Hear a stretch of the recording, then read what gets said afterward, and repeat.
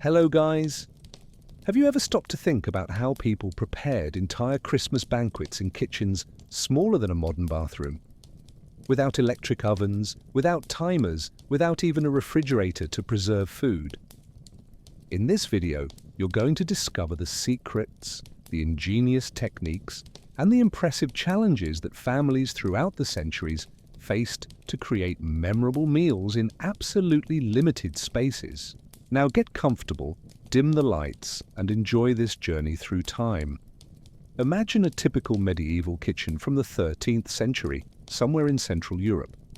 We're not talking about majestic castles with their massive stone kitchens and dozens of servants. We're talking about ordinary homes where most people lived. The kitchen, if we can call it that, was often a single room that served as living room, bedroom, and food preparation area. The total space rarely exceeded 20 square meters. In the center of this environment, a stone or brick fireplace dominated the main wall. There were no proper chimneys in most homes until the 15th century. The smoke rose slowly, enveloping the wooden beams of the ceiling, impregnating the hanging fabrics, and escaping through small openings in the walls or cracks in the roof. Eyes constantly burned. Breathing became heavy on winter days, when all openings had to remain closed to conserve heat. Think about it for a moment.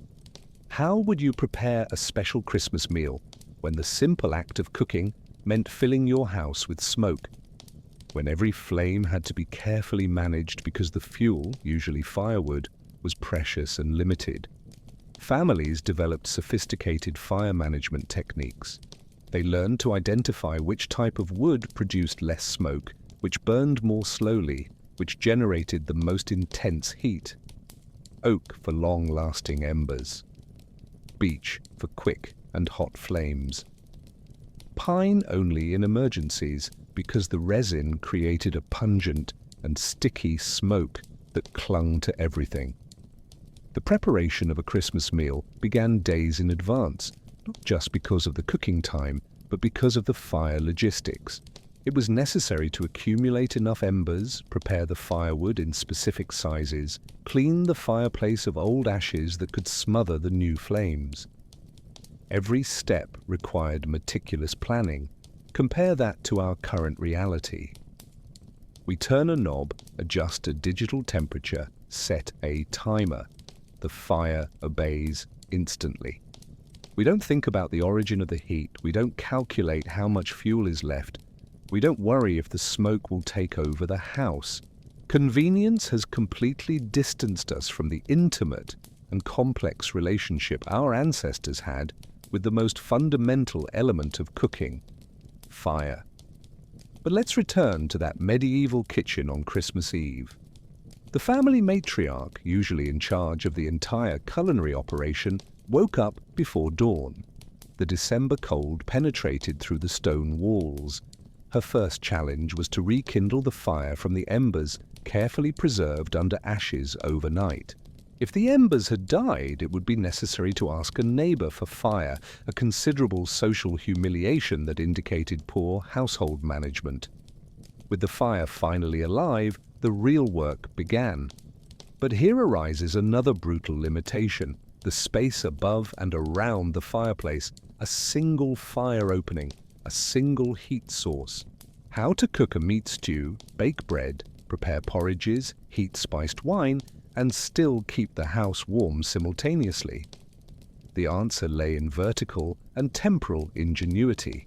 Families developed systems of adjustable hooks and chains that hung from the fireplace opening. Iron pots of different sizes could be suspended at various heights, taking advantage of distinct heat zones. Higher up, where the heat was moderate, foods that needed slow cooking were prepared. Lower down, close to the flames, dishes that required intense boiling were made. Around the embers, directly on the fireplace floor, small clay pots were positioned to roast vegetables or keep preparations warm. Bread was baked in separate clay ovens, built next to the main fireplace, preheated with embers, carefully transferred using wooden shovels. Timing was everything. Each dish had its exact moment to enter and exit the fire. There were no thermometers, only experience accumulated over generations. The cook knew the stew was ready when a certain aroma spread through the house. She knew the bread needed more time when the sound upon tapping the crust was still muffled. Knowledge passed from mother to daughter, from grandmother to granddaughter, an invisible but absolutely essential curriculum. Can you imagine preparing an entire Christmas meal relying only on your senses, without any device to measure temperature or time? When was the last time you cooked something without checking a clock even once? There was still the fuel problem.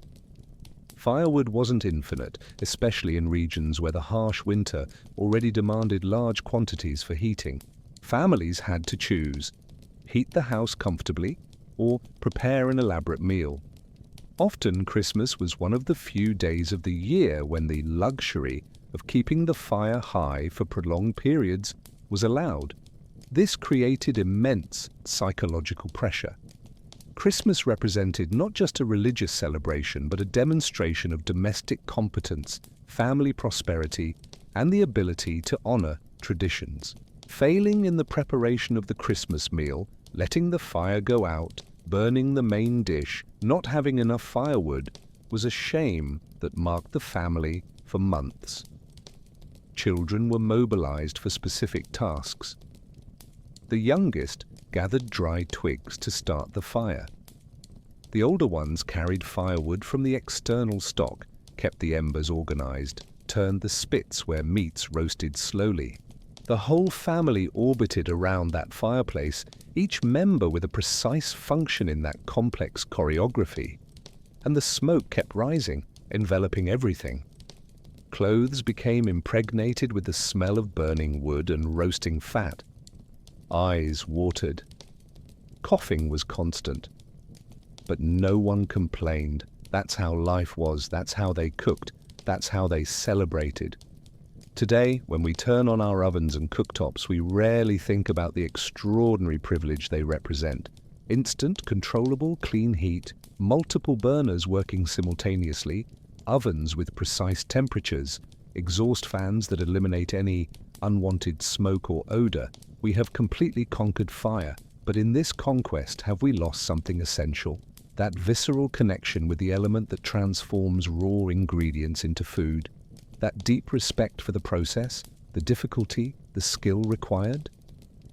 Medieval kitchens were small, smoky, uncomfortable, but they were also the pulsating heart of the home, the place where the family gathered not just to eat, but to create together, to collaborate, to keep alive the traditions that defined who they were. And as the smoke rose slowly on that Christmas Eve in the 13th century, carrying with it the aromas of rare spices, roasting meats, fresh bread, something magical was happening in that tiny space. Despite all the limitations, despite all the discomfort, an extraordinary meal was taking shape.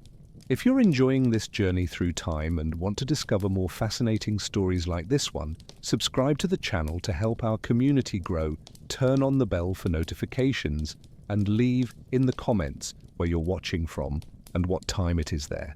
It's fascinating for us to know where our community is spread around the world. But how exactly did they manage to prepare complex dishes with such primitive utensils? The kitchen utensils we use today are the result of centuries of technological evolution. Stainless steel, aluminum, non-stick coatings, heat-resistant silicone. Materials developed specifically to make cooking easier, faster, more predictable. But what about when none of that existed, when the only available materials were raw iron, fired clay, wood, and stone? Let's return to that medieval kitchen. Over the fireplace, suspended by chains, blackened by decades of soot, hung a cast iron pot. It wasn't a delicate piece. It weighed easily 10 kilograms when empty. Its walls were thick, irregular, marked by the imperfections of the artisanal casting process.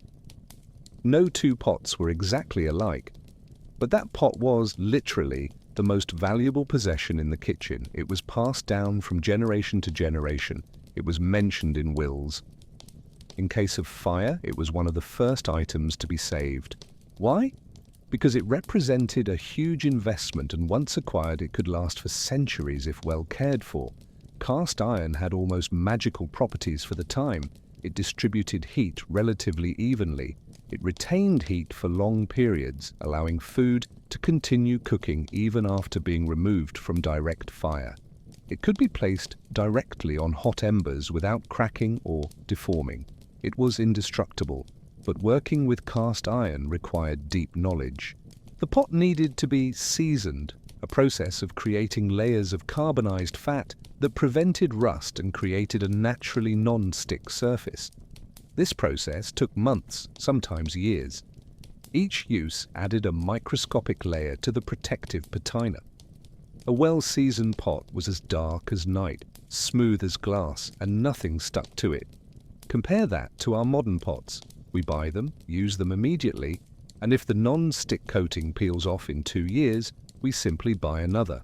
We don't develop a relationship with our utensils. They are disposable, replaceable, anonymous. Next to the iron pot in the medieval kitchen, there was a collection of clay pots. Each one had a specific function, determined not by intentional design, but by trial and error over generations. Wider and shallower pots for roasting, tall and narrow pots for boiling liquids, pots with heavy lids for slow cooking. Clay was a fascinating and frustrating material. Cheap and abundant, it could be molded into any imaginable shape.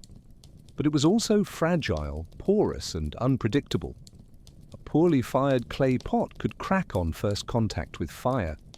A well-made one could last decades. The cooks developed elaborate techniques for working with clay. They knew that pots had to be heated gradually, never placed directly over high flames.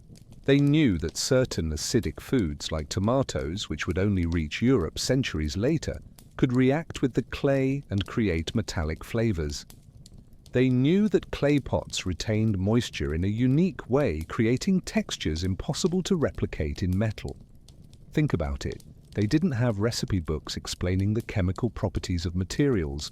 They didn't have food scientists detailing Maillard reactions or heat transfer. They had only careful observation, precise memory, and the accumulated wisdom of countless generations. There were also wooden spoons, hand-carved by family members during long winter nights.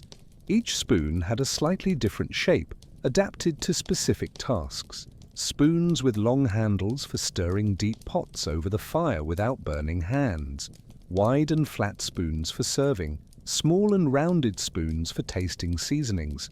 Wood didn't conduct heat, so it could remain in contact with boiling food without becoming untouchable. It didn't scratch the delicate surfaces of clay pots. It didn't react with acidic foods.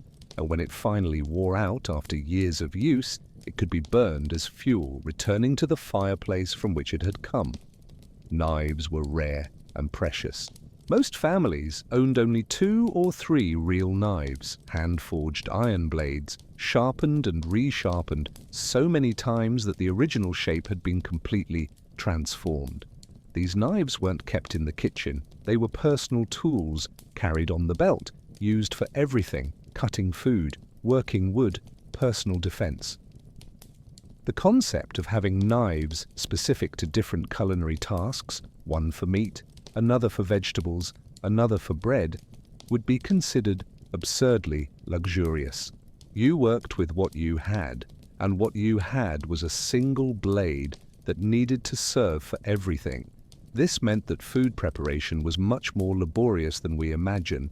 Cutting a carrot with a dull and poorly balanced knife took 3 times longer than with a modern sharp knife. Deboning a bird without the right tools was an exercise in patience and skill. But perhaps the most ingenious utensil was the rotating spit, a sturdy iron or wooden rod supported on stands on each side of the fireplace, on which meats were hung. The spit needed to be turned constantly so that the meat roasted evenly. Stopping the rotation meant one side burned and the other raw. This was a task assigned to children. Sitting by the fire for hours, slowly turning the spit, maintaining a steady rhythm. The heat was intense, the boredom was overwhelming, but it was also a rite of passage, a way to learn patience, responsibility, and the importance of every small task in creating a meal. Some more prosperous families owned mechanical contraptions, systems of weights and pulleys that turned the spit automatically. Others trained small dogs to run inside wheels connected to the spit, like hamsters in cages, providing the necessary constant rotation. Human creativity in the face of limitation is truly remarkable. Have you ever stopped to think how many different utensils you use to prepare a single meal? How many knives, pots, bowls, spoons, spatulas, graters, whisks? And what would it be like to cook with only 5 or 6 objects in total? There were also improvised utensils born of immediate necessity. Ladles made from dried gourds, sieves made from fabric stretched over wooden hoops, cutting boards that were simply flattened sections of logs. Every object in the kitchen had multiple functions because there was no abundance of specialized tools, and all of this needed to be maintained in working condition with minimal resources. Iron pots were scrubbed with sand and fat to remove residues without damaging the patina. Clay pots were washed only with water, never with soap, which could be absorbed by the porous material. Wooden spoons were occasionally scraped to remove accumulated layers of grime. Maintaining the utensils was as important as using them. A poorly cared for iron pot rusted, a cracked clay pot was useless, a knife without maintenance lost its edge and became dangerous. A significant part of culinary knowledge was simply knowing how to preserve the tools that made cooking possible. During Christmas, these utensils were pushed to their absolute limit. The iron pot boiled continuously for days. The clay pots were stacked around the fireplace, each with a different preparation. The wooden spoons were used until hands went numb from so much stirring. The knives cut mountains of vegetables, herbs, and meats. And in the end, when the meal was ready and the family gathered, no one thought about the utensils. No one thanked the iron pot or the clay pot, but without them, without these simple and brutal tools, none of it would have been possible. Today, we have drawers full of specialized gadgets. Electric garlic peelers, avocado slicers, egg yolk separators. Tools that we use once and forget. We have conquered efficiency, but lost intimacy with our tools. Those medieval cooks knew every imperfection of their pots, every weak point of their pots, every peculiarity of their spoons. They worked in harmony with imperfect tools, compensating for limitations with skill and experience. And as the iron pot bubbled over the fire on that Christmas Eve, containing a stew that had taken hours to prepare, it was more than a utensil. It was a connection to the past, a promise for the future, a symbol of family continuity. But what exactly was cooking inside it? Where did the ingredients come from in an era without supermarkets or refrigeration? Where did the ingredients for a Christmas meal come from when there were no 24-hour supermarkets, when there were no refrigerated trucks bringing products from other continents, when the very idea of eating strawberries in December would be considered absurd, almost magical? The answer is simultaneously simple and complex. Everything came from nearby, and everything depended on the season. Imagine waking up on a November morning 6 weeks before Christmas, in a small rural village in the 16th century. The planning of the Christmas meal didn't start in the kitchen. It started in the fields, in the barns, in the surrounding forests. It started with a mental inventory of what had been grown, hunted, gathered, and preserved throughout the year. The concept of going shopping as we know it simply didn't exist for most people. There might be a weekly market in the nearest village, a few hours' walk away. Maybe a traveling merchant passed by once a month. But the vast majority of ingredients had to come from the family's own land or from trades with neighbors. Think about it. When was the last time you ate something that you yourself grew or hunted? When was the last time you really knew the exact origin of every ingredient on your plate? The proteins for the Christmas meal came from animals raised by the family itself. Chickens that scratched around the yard all year long. Pigs fed on food scraps and acorns from the forest. Maybe a goose, fattened especially for the occasion. These weren't anonymous animals bought in plastic packages. They had names, personalities, stories. Slaughtering an animal for Christmas was a significant event, laden with ritual and respect. There was no waste.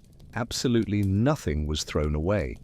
The meat was obviously the main prize, but the bones would be boiled to make broth. The fat would be rendered and stored for cooking in the following months. The internal organs would be turned into pâtés and sausages. Even the intestines served as casings for cured meats. The blood was collected to make blood sausages. The feathers were saved for pillows and mattresses.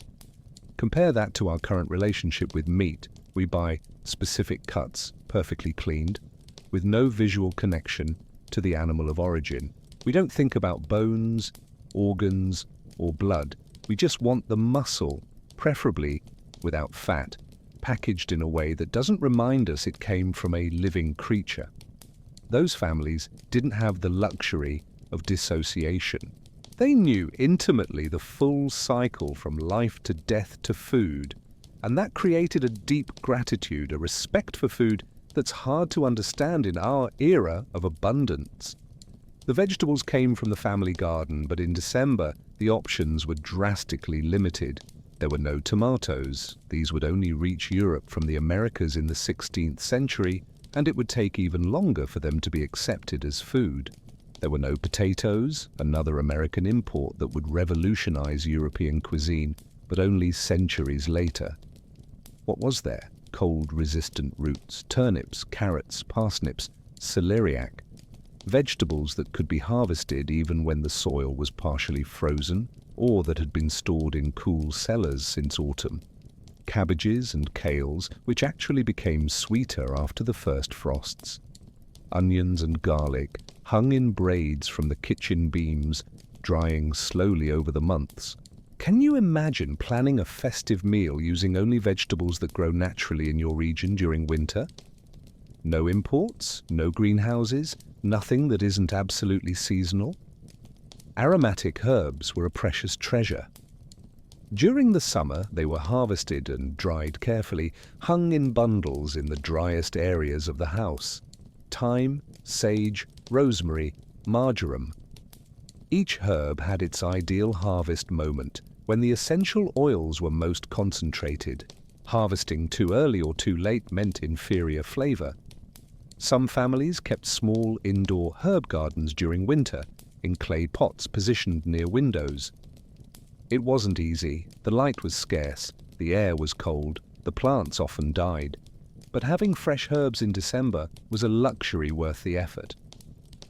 If you're fascinated by these stories of how our ancestors lived and want to continue exploring the past, leave a like on this video to help us reach more people who also love history. Every interaction makes a difference, so we can keep bringing this content to you. Salt was another crucial ingredient, but its acquisition varied enormously depending on geographic location. Families near the sea could evaporate seawater in large, shallow pans. Inland families depended on merchants who brought salt from distant mines or coastal regions. Salt was so valuable that it was often used as currency. Salaries, the word itself comes from salt, were literally paid in salt. For Christmas, salt wasn't just a seasoning, it was an essential preservative. Meats were salted to last beyond the celebration. Vegetables were preserved in brine. Salt represented the ability to extend the abundance of a single day into the difficult weeks that would follow. And then there were the spices, the most exotic and expensive ingredients a family could possess. Black pepper, cinnamon, cloves, nutmeg. These spices traveled thousands of kilometers, passing through dozens of intermediaries, each adding their profit margin. By the time they reached a European village, they cost literally their weight in silver. Only the most prosperous families could afford spices, and even then in tiny quantities. A pinch of cinnamon in a Christmas dish wasn't just flavor. It was a demonstration of wealth, a symbol of status, a statement that this family had connections to the world beyond their small village. Today we have jars full of spices in our pantries, many of them forgotten at the back of the shelf, losing flavor over the years. We buy without thinking, use without gratitude. Those medieval families measured their spices grain by grain, savored every aroma, treated each pinch as the treasure it truly was. Grains, wheat, rye, barley, oats, came from the previous summer's harvest. They were stored in large wooden chests, protected from rats and moisture. Grinding grains into flour was arduous work done by hand in stone mills or taken to communal mills, where the miller took a percentage of the flour as payment. For Christmas, the best flour was reserved. White bread, made from pure wheat, was a rare luxury. Most people ate dark rye bread or grain mixtures all year round, but at Christmas there was white bread, soft, light, delicate, a symbol of celebration, as powerful as any roasted meat. Fruits in December were almost impossible to find fresh, but there were dried fruits preserved since autumn. Apples and pears were stored in cool cellars, individually wrapped in straw to prevent one rotten fruit from contaminating the others. Plums and cherries were sun-dried during the summer. Grapes were turned into raisins. These dried fruits were rehydrated in wine or water before being used in Christmas recipes. Puddings, cakes, pies, all depended on preserved fruits. The flavor was concentrated, intense, completely different from fresh fruits. But it was what was available, and the cooks learned to turn these limitations into culinary virtues. Honey was the only sweetener available to most people. Sugar existed, but it was even more expensive than spices reserved for nobility and extremely special occasions. Honey came from beehives kept by the family or local beekeepers. Each hive had its unique flavor depending on the flowers the bees visited. Collecting honey was dangerous and required perfect timing. Too early in the season and the bees wouldn't have produced enough. Too late, and the honey would crystallize, making it hard to extract. Families learned to read the signs of nature, to understand bee cycles, to work in harmony with these small insects that provided the only touch of sweetness in their lives. Dairy products came from the family's cows, goats, or sheep, or from nearby neighbors.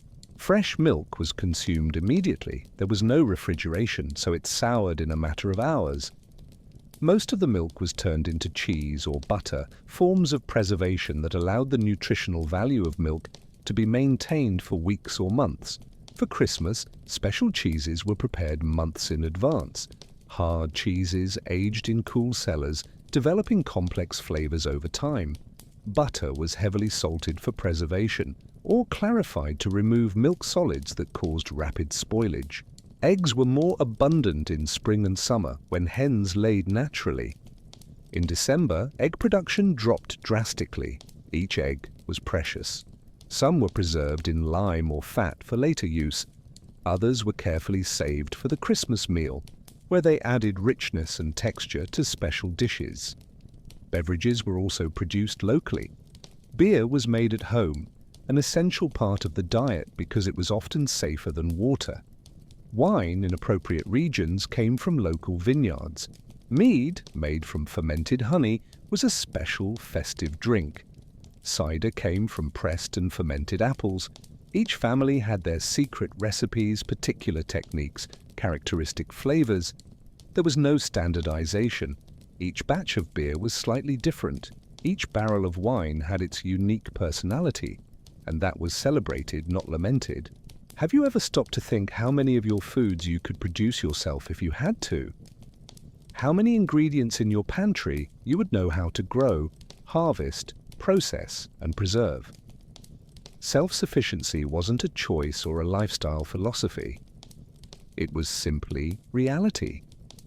You ate what you could produce or what you could trade with neighbors who produced different things. Your diet was determined by geography, climate, season, and your family's skills. And at Christmas, all those ingredients gathered, grown, hunted, preserved, and traded throughout the entire year came together in a single meal. Every bite contained months of work, planning, and hope. Every flavor told a story of sun and rain, successful harvests and healthy animals, skill and luck. It wasn't just food, it was the physical manifestation of an entire year's life, concentrated into a few hours of celebration.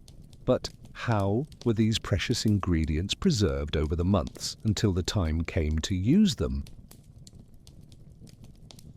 Food preservation was, without exaggeration, the difference between life and death. It wasn't a convenience or a way to save money. It was an absolute necessity that determined whether a family would survive the winter or starve in the final months before the next harvest.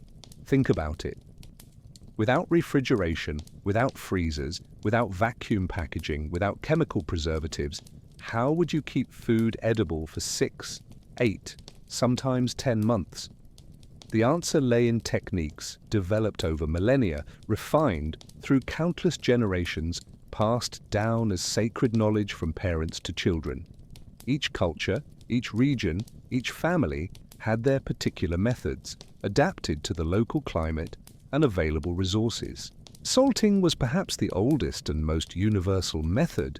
Salt drew moisture from the food, creating an environment hostile to the bacteria that caused spoilage.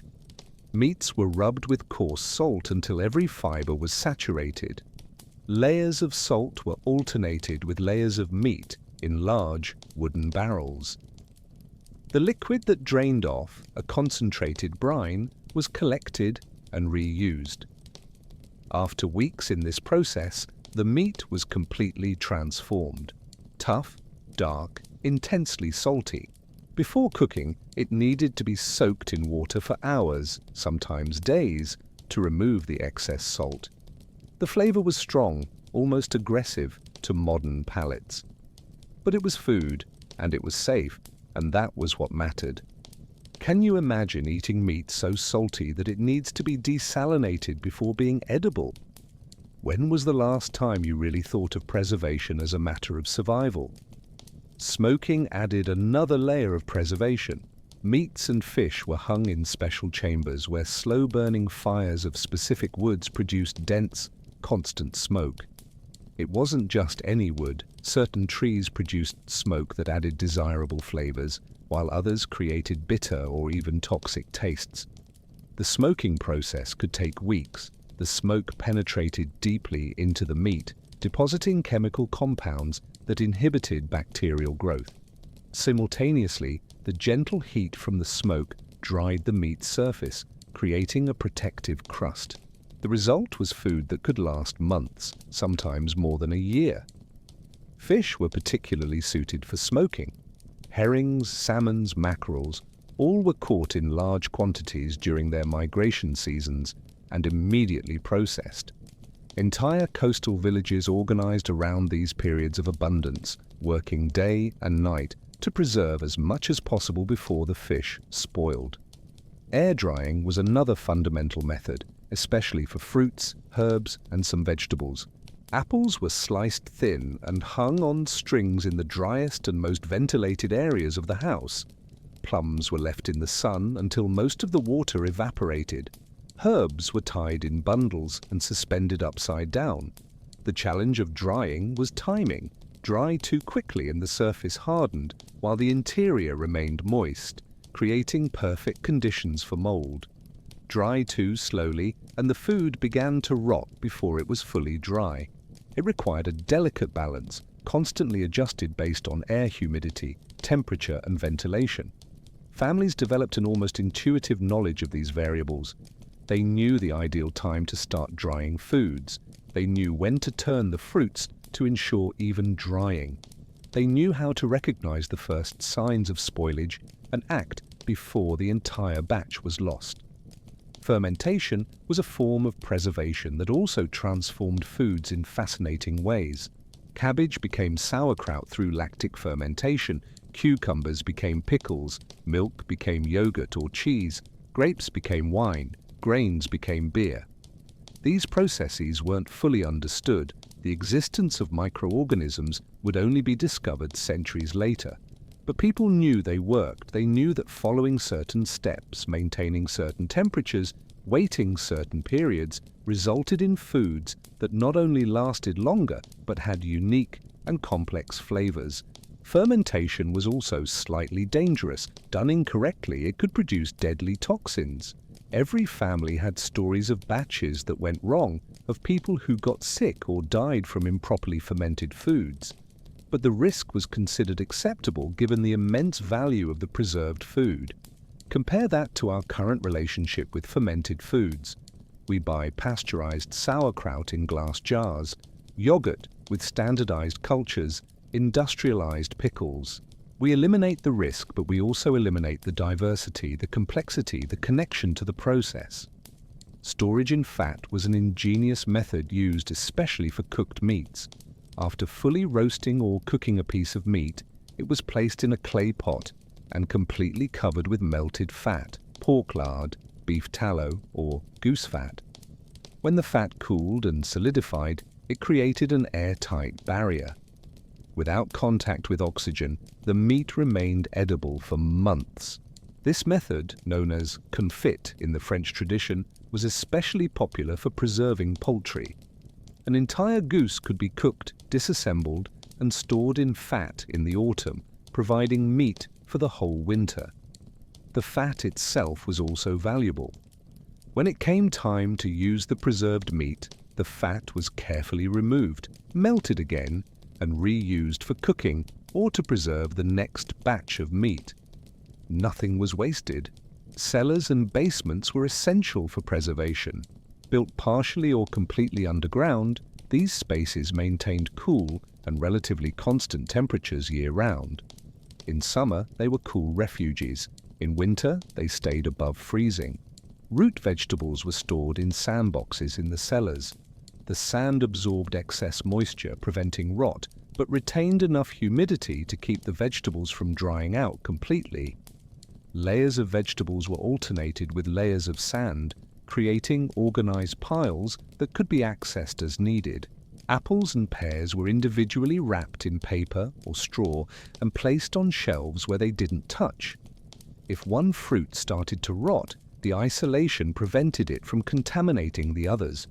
Families regularly inspected their stock, removing fruits that showed signs of deterioration. Have you ever thought about how much space would be needed to store enough food for 6 months? How much work it would be to organize, inspect, and maintain all of that? Honey was used as a preservative for fruits and even some meats. Its high sugar concentration created an environment where bacteria couldn't survive. Fruits were cooked in honey until fully saturated, then stored in sealed jars. The result was intensely sweet, almost like crystallized candy, but it lasted indefinitely. Vinegar was another powerful preservative. Its acidity inhibited bacterial growth. Vegetables were briefly boiled, then submerged in vinegar seasoned with herbs and spices. Pickles, pickled onions, vinegar beets, all were methods to extend the shelf life of vegetables that would otherwise spoil quickly. The production of vinegar itself was an art. It started with wine or cider that had soured, a natural process when alcohol is exposed to air and acetic bacteria. But controlling that process, producing consistent quality vinegar, required knowledge and attention.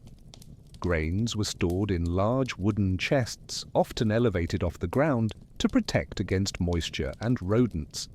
Aromatic herbs like lavender were placed among the grains to repel insects. The chests were regularly checked for signs of infestation or mold. Losing a chest of grains to pests or moisture was a catastrophe. It represented not just the loss of food, but the loss of seeds for planting the next season. Families could be ruined by a single storage failure. Cheeses were aged in cool cellars, turned regularly, their rinds cleaned, their development monitored. Each type of cheese had its own specific needs. Some required high humidity, others dry air. Some developed beneficial molds on their surfaces, others needed to be kept completely clean. The knowledge required to produce and age cheeses was vast and complex. Families specialized in cheese were respected in their communities, and their products were valuable trade items. Eggs were preserved in several ingenious ways. Some were submerged in hydrated lime, which sealed the shell's pores and prevented air and bacteria from entering. Others were covered with fat or wax. Some were simply stored in salt. None of these methods kept the eggs perfectly fresh, but they made them edible for months. When Christmas arrived, families did a careful inventory of everything they had preserved. They decided what to use for the celebration and what needed to be saved for the even harder months of January and February, when stocks would be at their lowest and the next harvest still distant. There was always a delicate calculation. Celebrating generously at Christmas meant risking scarcity later. Being overly cautious meant missing the opportunity to celebrate properly. Families had to balance the desire to honor the occasion with the practical need to survive the rest of the winter. Today, our preservation means putting leftovers in plastic containers and storing them in the fridge for a few days. We freeze things and forget about them for months. We throw away food that's old after a week. We've completely lost the connection to preservation as an essential survival skill. Those medieval and Renaissance families didn't have the luxury of waste. Every preserved food represented hard work, specialized knowledge, and careful planning. And when the time came to use those foods in the Christmas meal, there was deep gratitude, not just for the food itself, but for the entire chain of skills and efforts that made it possible. But even with all these carefully preserved foods, there was still the monumental challenge of turning them into a meal. How do you coordinate the preparation of multiple dishes when you have only one heat source and extremely limited space? Coordinating a complex meal in a modern kitchen is already challenging. Even with multiple stove burners, ovens with precise temperature control, and digital timers, preparing a Christmas dinner for 10 people requires careful planning and exact timing. Now imagine doing that with a single fireplace, a single heat source, no reliable clocks, no thermometers, no ability to simply turn up the heat by twisting a knob. The orchestration of a Christmas meal under these conditions was a performance of culinary mastery that took years, sometimes decades, to fully master. It wasn't something learned from books. There were very few cookbooks, and most people were illiterate anyway. It was knowledge passed down through observation, practice, and memory. The planning began days before the meal itself. The head cook, usually the family matriarch, created a detailed mental sequence of every task that needed to be executed. Which dishes required longer cooking, which could be partially prepared in advance, which needed to be served immediately after preparation, which could wait. There were no written lists for most families. Everything was kept in memory, a complex mental choreography that would be executed with precision on the day of the celebration. Can you imagine coordinating a meal of 5 or 6 dishes, keeping the entire sequence only in your head, without consulting recipes, without checking timers, relying entirely on your experience and intuition? Fire management was the fundamental skill that determined the success or failure of the entire operation. Fire wasn't a single, uniform thing. It was a complex gradient of heat zones, each suited to different tasks. Directly over the highest flames, where the heat was intense and direct, was where water was boiled quickly or meats were seared. A little higher, suspended by chains, where the heat was strong but not direct, stews that needed constant boiling were cooked. Even higher, where the heat was moderate, dishes that required slow and gentle cooking were prepared. Around the embers on the fireplace floor, clay pots were positioned to roast vegetables or keep preparations warm. On the sides of the fireplace, where the heat was indirect and mild, already prepared dishes were kept warm until serving time. And all of this changed constantly. As the wood burned, the heat decreased. It was necessary to add more wood at the right moment, not too early, which would smother the flames, nor too late, which would let the fire die. Each addition of wood created a temporary burst of high flames, followed by a period of more moderate heat as the wood turned into embers. The cook needed to anticipate these fluctuations, adjust the position of the pots, move dishes from one heat zone to another, all while simultaneously preparing ingredients, seasoning dishes, and coordinating helpers. The helpers, usually daughters, daughters-in-law, younger sisters, had specific functions carefully delegated. One was responsible for keeping the fire fed with the right-sized wood at the right time. Another prepared vegetables, peeling, chopping, washing. Another tended to the bread, monitoring the separate clay oven where the loaves baked. Communication was constant but economical. More wood. Turn the spit. Stir the stew. Check the bread. Short, precise commands, executed immediately without question. There was no time for elaborate explanations. Everyone knew their roles, practiced throughout the year in less complex preparations. Compare that to modern kitchens where each person can work relatively independently. You make the salad, while another person roasts the turkey in the oven, and a third prepares mashed potatoes on the stove. There's space, separate resources, independence. In those historical kitchens, everything converged to a single point. Everyone depended on the same fire, the same limited space. Collaboration wasn't optional, it was absolutely essential. Timing was calculated backward from the desired meal time. If the family wanted to eat at sunset, the cook worked mentally backward. The main dish needs 3 hours of cooking, so it should start 3 hours before.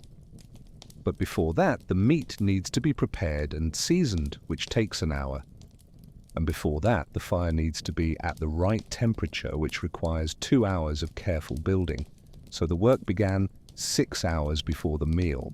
But in reality, it started even earlier because some dishes were partially prepared the day before or even days before. Breads were often baked on Christmas Eve, freeing up space and attention on the main day. Some stews were started 1 or 2 days in advance. The flavor actually improved over time as the seasonings integrated. Pie doughs were prepared ahead and kept fresh in cellars. This staggered preparation was essential because there simply wasn't the physical capacity to do everything simultaneously on the day of the celebration. Have you ever stopped to think how many things you can do simultaneously in your kitchen?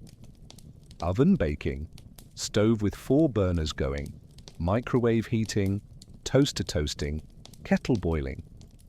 6 or 7 cooking processes happening at the same time, all independent of each other. Now imagine reducing that to a single shared heat source. Every decision about what to cook affects what else can or cannot be cooked simultaneously. There was also the issue of dishes and utensils. With only a few pots and pans available, it was necessary to wash and reuse constantly. But washing required hot water, which needed to be heated on the same already overloaded fireplace. So part of the planning involved minimizing the need to wash utensils, using them strategically in sequences that allowed reuse without full cleaning. For example, a pot used to boil vegetables could be quickly rinsed and immediately reused to make a sauce. A pot used to heat spiced wine could be cleaned with a piece of bread, which absorbed the residues and was then eaten, and reused for another liquid. This efficiency born of necessity is something we've completely lost. We have drawers full of specialized utensils, each used once and then washed in the dishwasher. We don't need to think about reuse or efficiency because we have an abundance of tools and resources. Managing physical space was another constant challenge. The area around the fireplace was limited and needed to accommodate not only the pots and pans on the fire, but also the people working, the ingredients waiting to be used, the already prepared dishes keeping warm. A kind of carefully choreographed dance developed. Each person knew exactly where they could stand, how to move without colliding with others, where to place things temporarily. Wasted movements were minimized. Efficiency was essential. And all of this happened in an extremely uncomfortable environment. The heat near the fireplace was intense, especially when the fire was high, to accommodate multiple dishes. Sweat poured constantly. Clothes became soaked. But moving away from the fire meant entering the biting cold of the rest of the house in winter.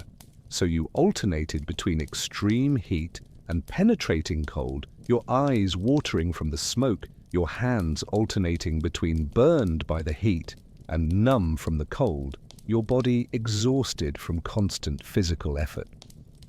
Compare that to cooking in a modern kitchen with air conditioning, proper lighting, ample space to move.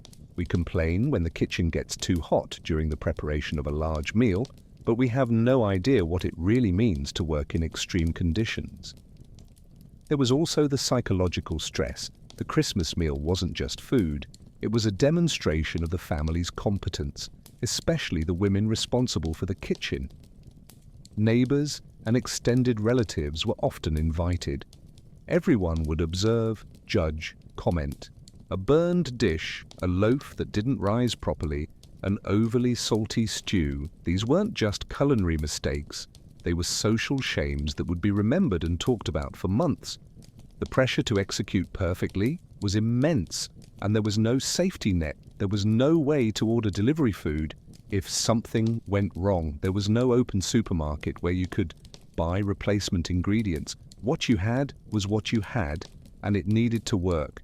But when it worked, and most of the time it did, thanks to years of experience and skill, it was truly magical. Multiple dishes emerging from that single fireplace, each perfectly cooked, each arriving at the table at the right moment, still hot, still delicious. The family gathered and the meal was served. And for a few hours all the work, all the stress, all the discomfort was forgotten. There was abundant food, warmth, family, celebration.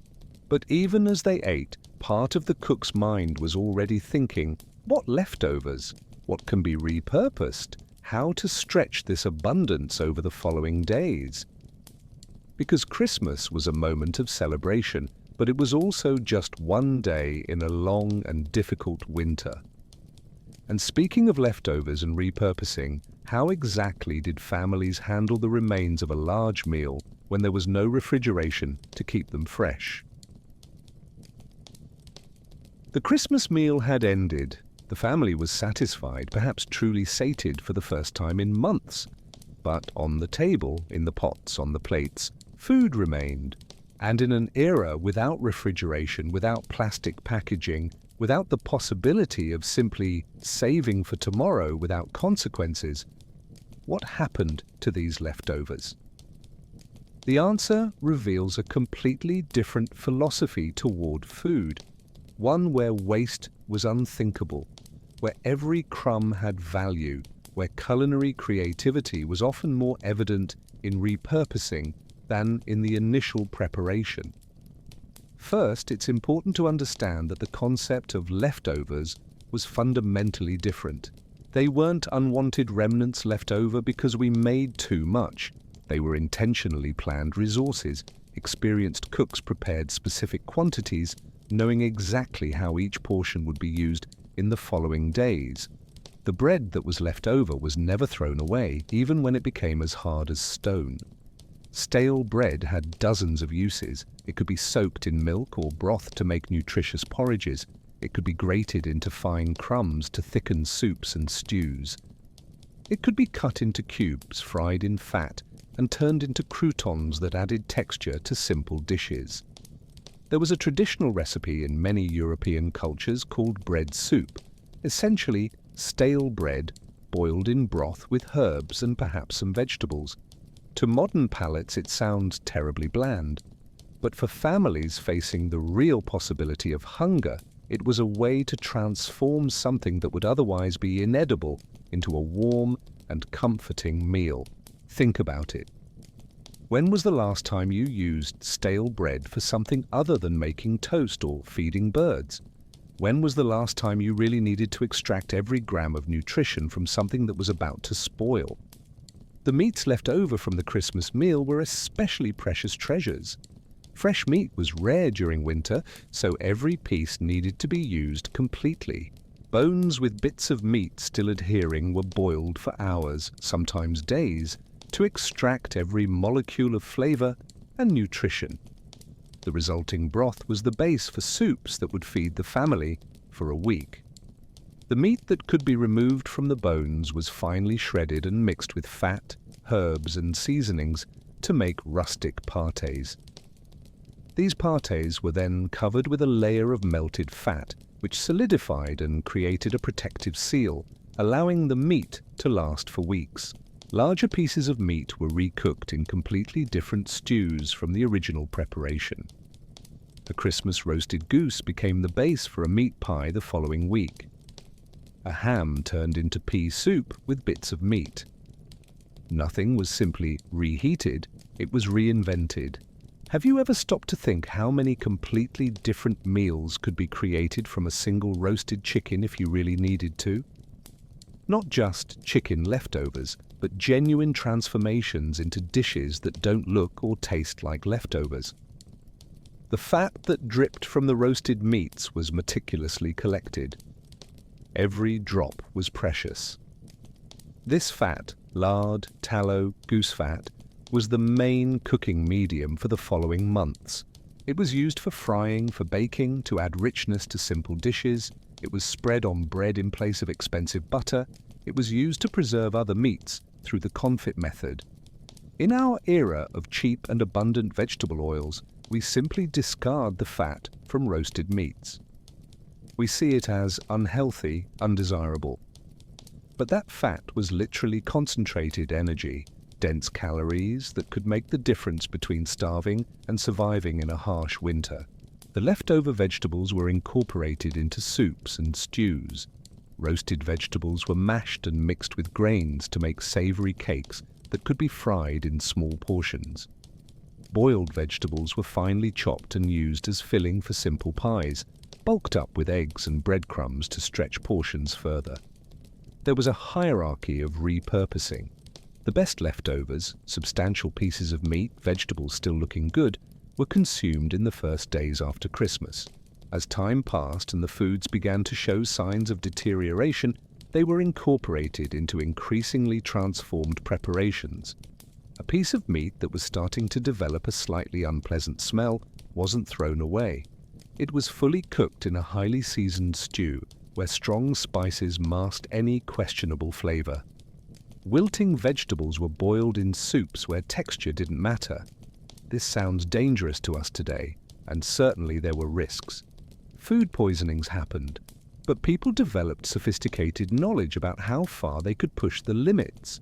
They knew how to distinguish between food that was just old and food that was genuinely dangerous. They knew that thorough cooking at high temperatures killed most pathogens. They knew which foods were safer to consume, even when not perfectly fresh.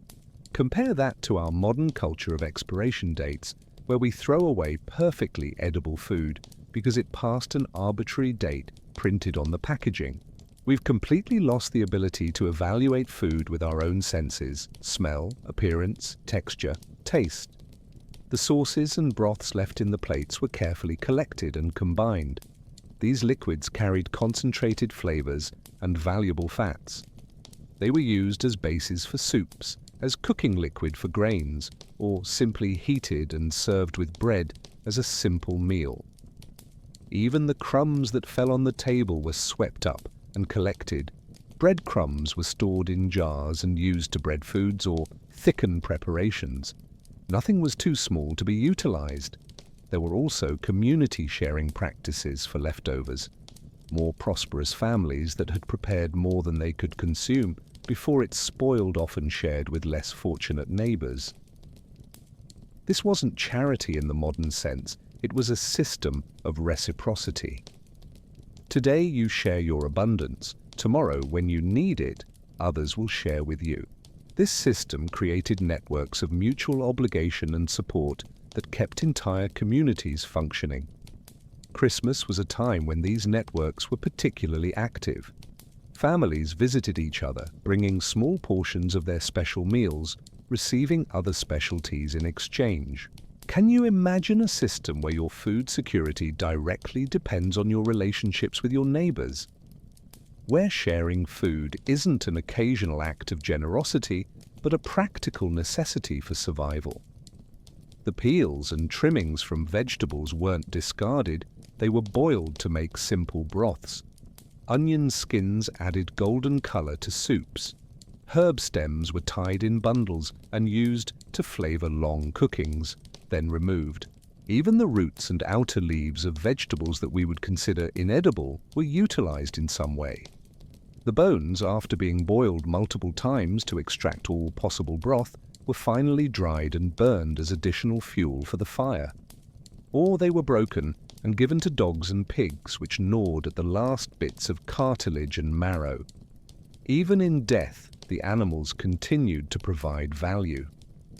There were also specific techniques to resurrect foods that were starting to spoil.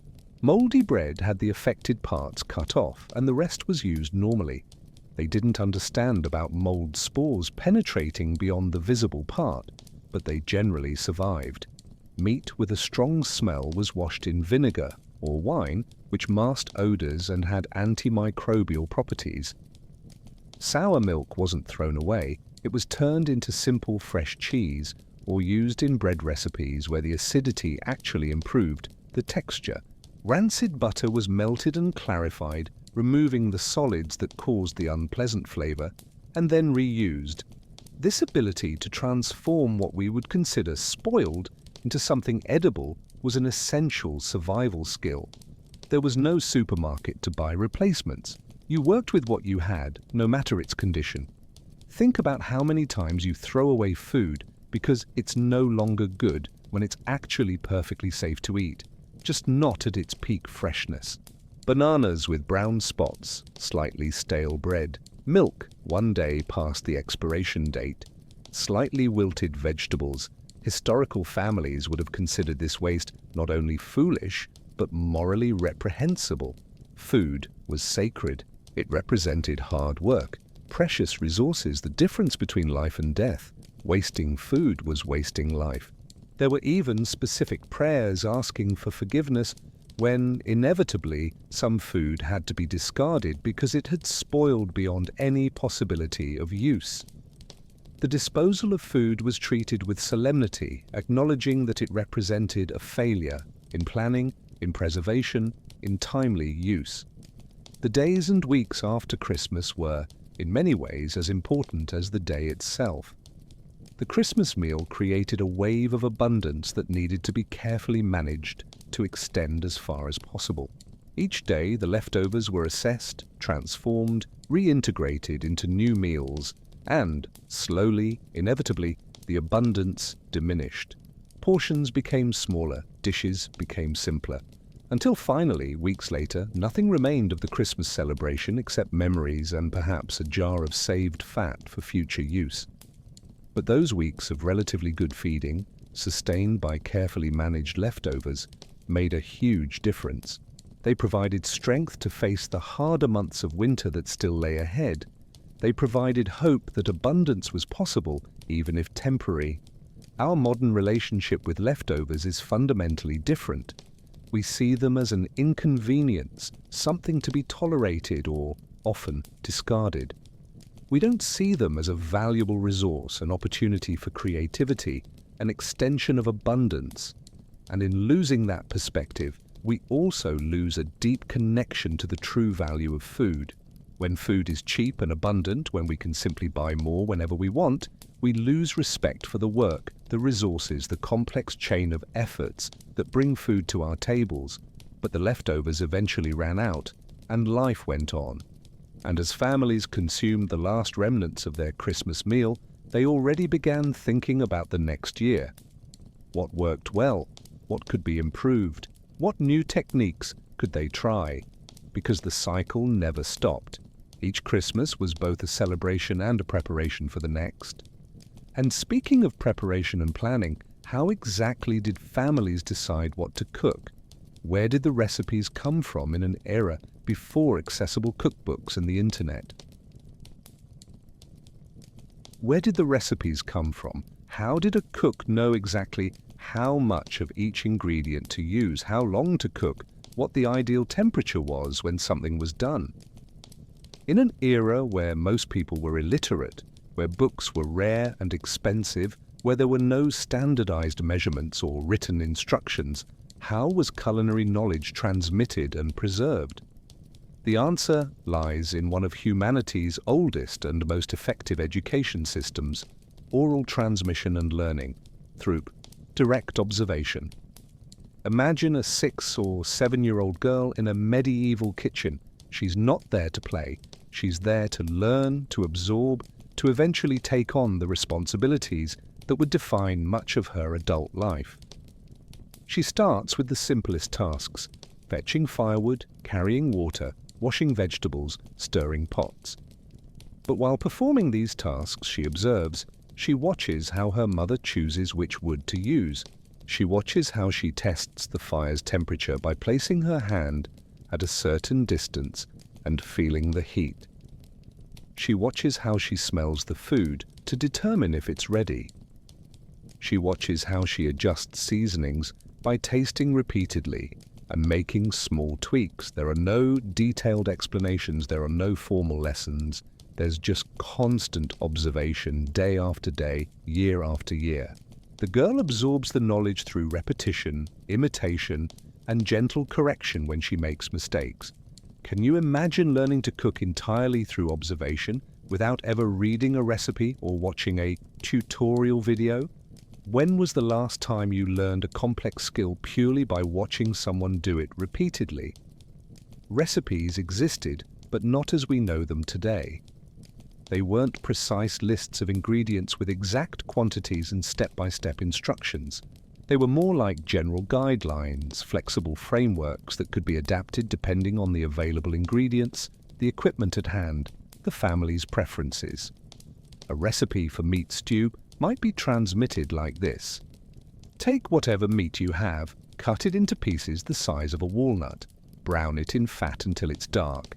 Add onions, as many as fit in your hand. Add enough water to cover. Cook until the meat is tender enough to shred with a wooden spoon. Season with salt, garden herbs, and a bit of vinegar. Note the lack of specificity. What type of meat? How long to cook? Exactly how much water? How much salt? Which herbs? All of this was left to the cook's judgment, based on her experience and the resources available. This flexibility wasn't a flaw in the system, it was an essential feature, because available ingredients varied enormously from season to season, year to year, region to region. A rigid recipe would be useless. What was needed was a deep understanding of the underlying principles that could be applied to any situation. Compare that to modern recipes that specify 2 cups of all-purpose flour, 1-2 teaspoon of salt, 3-4 cup of milk at 20 degrees. We follow precise instructions without necessarily understanding why we're doing each step. If an ingredient isn't available, we're lost. If something goes wrong, we don't know how to fix it because we don't understand the fundamental principles. The measurements used were based on the human body and common objects. A handful of flour. An amount of liquid that covers 2 fingers above the ingredients. Salt as much as fits on the tip of a knife. Butter the size of an egg. These measurements were imprecise by modern standards, but they were consistent within a family because it was always the same hands, the same fingers, the same knife. There were also measurements based on specific containers. A bowl of flour meant a particular bowl the family always used. A jug of water referred to a specific jug. These measurements were passed down through generations along with the objects themselves. When a daughter married, she often took some of the family's measuring containers with her, ensuring continuity in the recipes. Think about how this created a physical connection between generations. You weren't just using your grandmother's recipe, you were using literally the same bowl she used, filling it to the same level, creating the same dish she created. Cooking time was measured in equally creative ways. The time it takes to recite 3 Hail Marys was a common measure in Catholic communities. The time it takes to walk to the well and back was another, until the sun moves the width of a hand across the sky for longer cookings. These measurements seem absurdly imprecise to us, but they worked because they were consistent within a specific context. Everyone in the community recited prayers at the same pace. Everyone knew how long it took to walk to the local well. The sun moved at the same speed for all.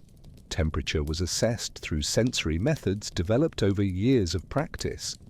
The cook placed her hand near the fire and felt the heat. She threw a bit of flour onto the embers and observed how long it took to brown. She spat on the hot oven stones and listened to the sizzle. A quick, aggressive sizzle meant too hot. A slow sizzle meant the right temperature. These methods required years to master. An experienced cook could assess temperature with remarkable precision using only her senses, but a beginner could easily burn or undercook food until she developed that sensitivity. Have you ever tried cooking something without checking the oven temperature or using a thermometer? Most of us would be completely lost. We rely entirely on precise numbers and measuring devices. Recipes also evolved and adapted constantly. A cook might learn the basic recipe from her mother, but then make small adjustments based on her own experience or preferences. Maybe she discovered that adding a specific herb improved the flavor. Maybe she developed a slightly different technique that saved time or fuel. These innovations were then passed on to the next generation, who made their own adaptations. Over decades and centuries, recipes evolved organically, adapting to changes in available ingredients, equipment, tastes. There were also recipes that were carefully guarded secrets. Every family had their specialties: a particularly delicious bread, a sausage with a unique seasoning, a cake that was requested at every celebration. These recipes were passed only to family members, often on the deathbed, ensuring the knowledge remained exclusive. These culinary secrets had real economic value. A family known for making the best bread in the village could trade that bread for other goods and services. Revealing the secret would mean losing that competitive advantage. Compare that to our era, where recipes are shared freely online, where we can access millions of recipes instantly. We've democratized culinary knowledge, but we've also removed the special value, the exclusivity, the sense of ownership that came from having a truly unique recipe. There was also knowledge about substitutions and adaptations. An experienced cook knew that if she didn't have a certain ingredient, she could use a similar one. If she didn't have wine for a stew, she could use diluted vinegar or fermented fruit juice. If she didn't have eggs, she could use more fat and a bit of milk to achieve a similar texture in doughs. This knowledge of substitutions didn't come from conversion tables or internet searches. It came from necessity, experimentation, and sometimes failures. A cook tried a substitution, observed the result, adjusted the next time. Over years, she built a mental repertoire of what worked and what didn't. Stories were also an essential part of recipe transmission. This is the bread your great-grandmother made when she arrived in this village as a young bride. This stew saved the family during the terrible winter of 1650. This pie is made only at Christmas because the ingredients are so precious. These narratives weren't just sentimentality, they were the mnemonics, ways to encode important information about when and how to make certain dishes. They also created emotional connections to the recipes, ensuring they were valued and preserved. Do you remember the stories behind your family's recipes? Do you know why certain dishes are made on certain occasions? Or are recipes just lists of ingredients without context or history? There was also knowledge about what not to do, warnings passed down through generations about dangerous combinations or techniques that caused problems. Never add cold water to a hot iron pot or it will crack. Never mix milk with wine or both will curdle. Never let bread rise near a draught or it won't rise properly. Some of these warnings were based on genuine understanding of scientific principles, even if not articulated in those terms. Others were superstitions that persisted because they occasionally seemed to confirm themselves. But all were taken seriously because the cost of ignoring them, wasted ingredients, ruined meals, even damaged equipment, was too high. Cooks also learned to read the food. They knew dough was ready to bake by the texture when pressed with a finger. They knew meat was cooked by the color of the juices that ran when pierced. They knew a cake was done by the smell and the sound when lightly tapped on the surface. These sensory skills were developed through years of attentive practice. They couldn't be taught through words, only through direct, repeated experience until they became second nature. Today, we rely on meat thermometers, toothpick tests for cakes, precise timers. Our sensory skills have atrophied because we don't need them. We can follow recipes perfectly without really understanding what we're doing or why it works. Culinary knowledge also included medicinal aspects. Certain herbs were used not just for flavor, but because they aided digestion. Certain foods were avoided in combination because they caused discomfort. Specific preparations were made for sick people or pregnant women. This medical culinary knowledge was transmitted along with the recipes. Add mint to this dish because it helps with stomach aches.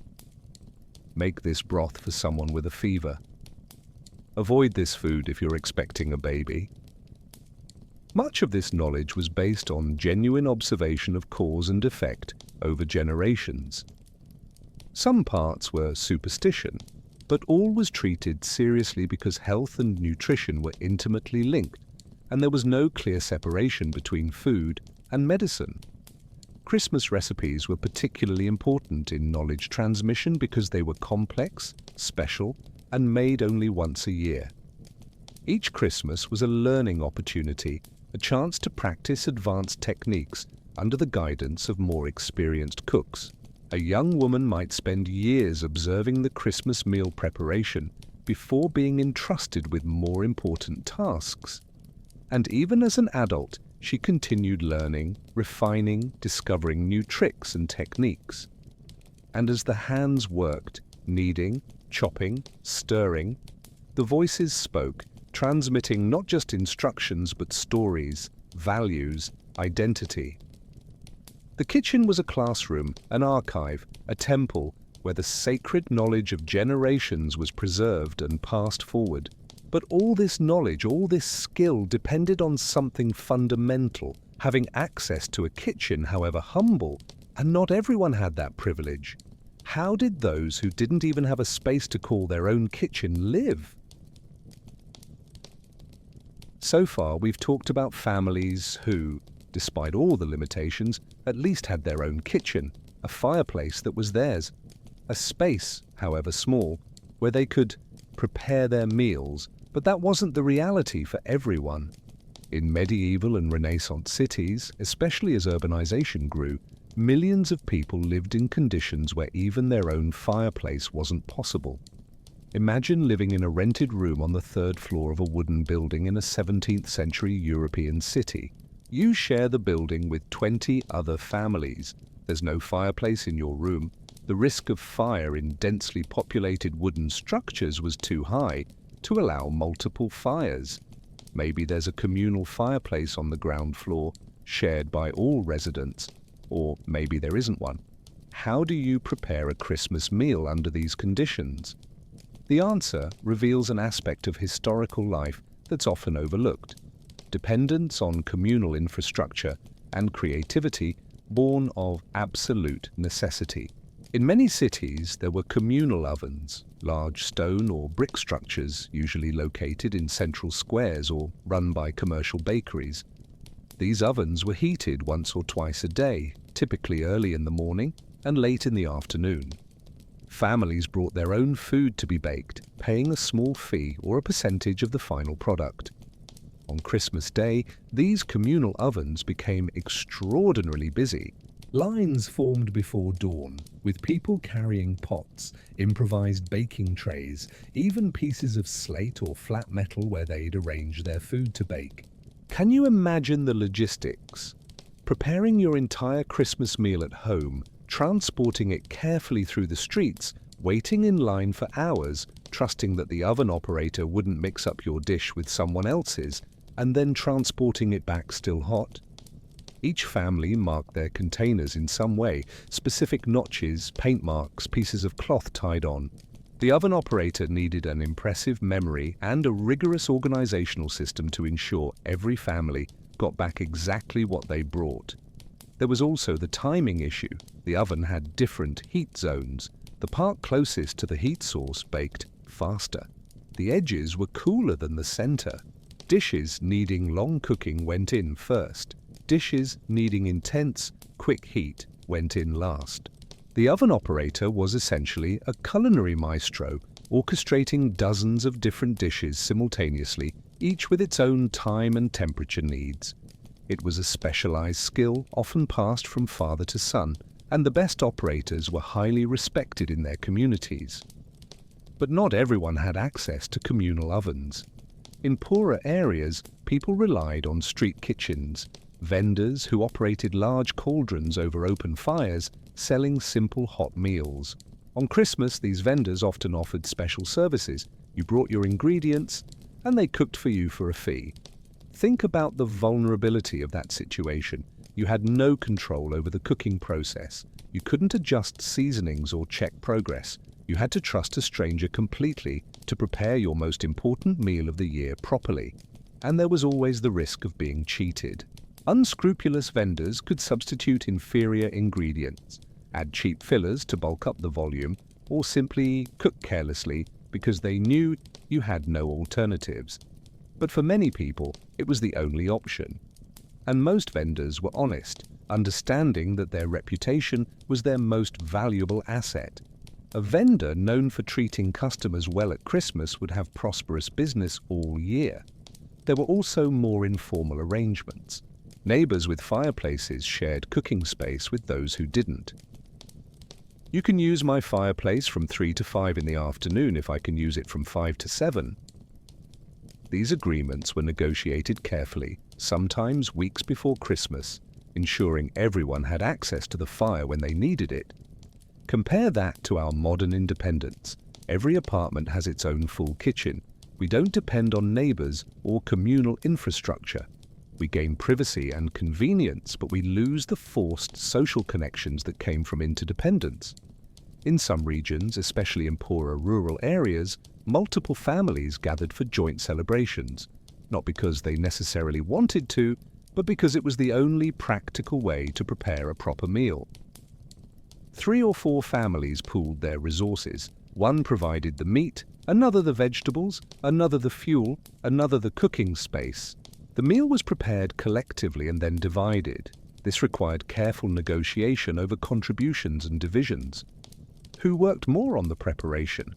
Who provided the most valuable ingredients? How to ensure the division was fair? These negotiations could create tensions, but they also built strong community bonds. You shared not just food, but labor, space, knowledge. Your Christmas celebrations were intertwined with your neighbors in ways that went far beyond simply dining together. Have you ever depended completely on other people for something as fundamental as preparing a meal? When was the last time you really needed to negotiate and collaborate just to access basic cooking resources? In larger cities, there were also taverns and inns that offered cooking services at Christmas. You could rent space at their fireplaces by the hour or pay for their cooks to prepare your meal. This was more expensive than using communal ovens, but it offered more control and convenience. For urban middle-class families, artisans, small merchants, clerks, this was often the ideal compromise. Too expensive to do regularly, but accessible for special occasions like Christmas. There was also the option of simply buying ready-made meals. Street food vendors offered simplified versions of traditional Christmas dishes. They weren't as elaborate or personalized as home-cooked meals, but they were hot, festive, and didn't require access to cooking facilities.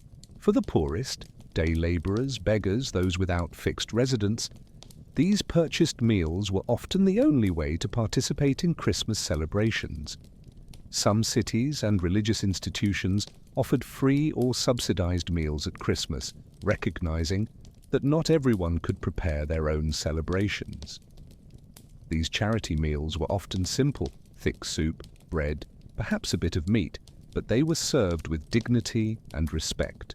Christmas was a time when social hierarchies were, at least theoretically, temporarily suspended. Everyone deserved a decent meal regardless of their social position. Compare that to our era where Christmas meals for the homeless are often presented as exceptional acts of charity, worthy of media coverage and self-congratulation. In those societies, it was simply expected, an obligation, social and religious, that required no special recognition. The lack of personal kitchen space also meant extreme creativity in no-cook preparations. Foods that could be eaten raw or bought already prepared became central. Cheeses, bread bought from bakeries, dried fruits, nuts, cured meats that didn't need additional cooking. These formed the basis of many Christmas meals for those without kitchen access. It wasn't the hot, elaborate banquet we imagine, but it was festive in its own way, a celebration within the imposed limitations. There were also cold cooking techniques, acid marinades that cooked fish and meats through chemical reactions, fermentations that turned raw ingredients into safe and flavorful foods. These techniques required advanced planning, but didn't need fire.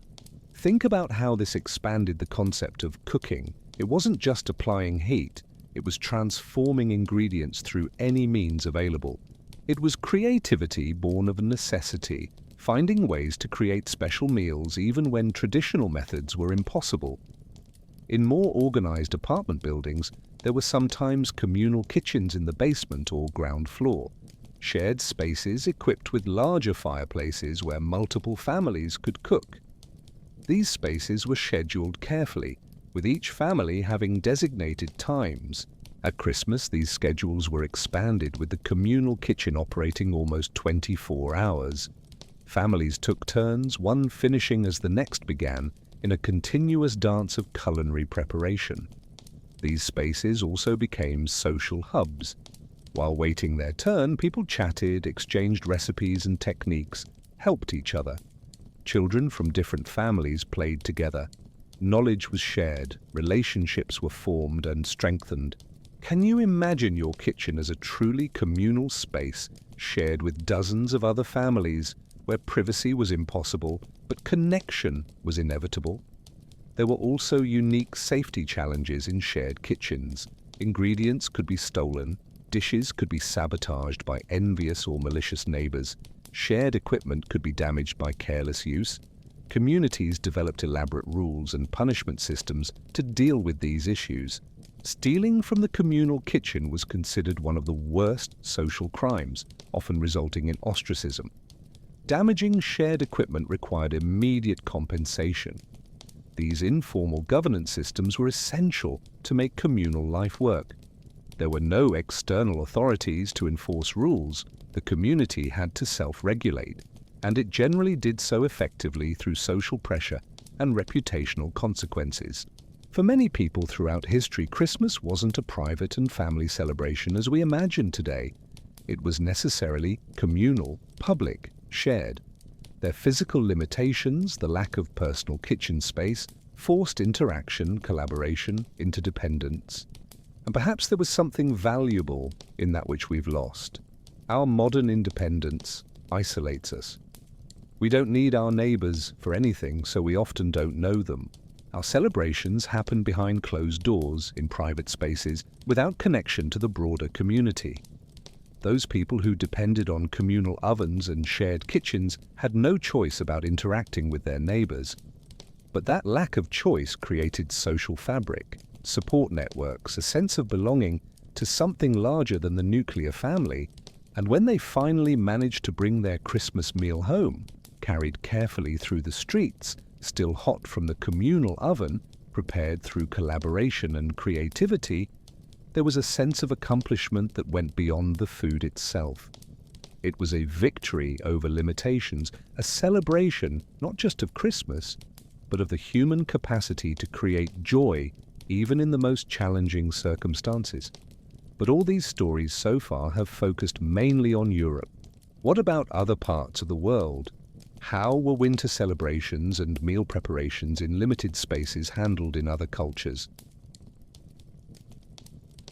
So far, our journey has focused mainly on medieval and Renaissance Europe, but the struggle to prepare elaborate meals in limited spaces wasn't exclusively European. Around the world, in vastly different cultures, people faced similar challenges and developed equally ingenious solutions.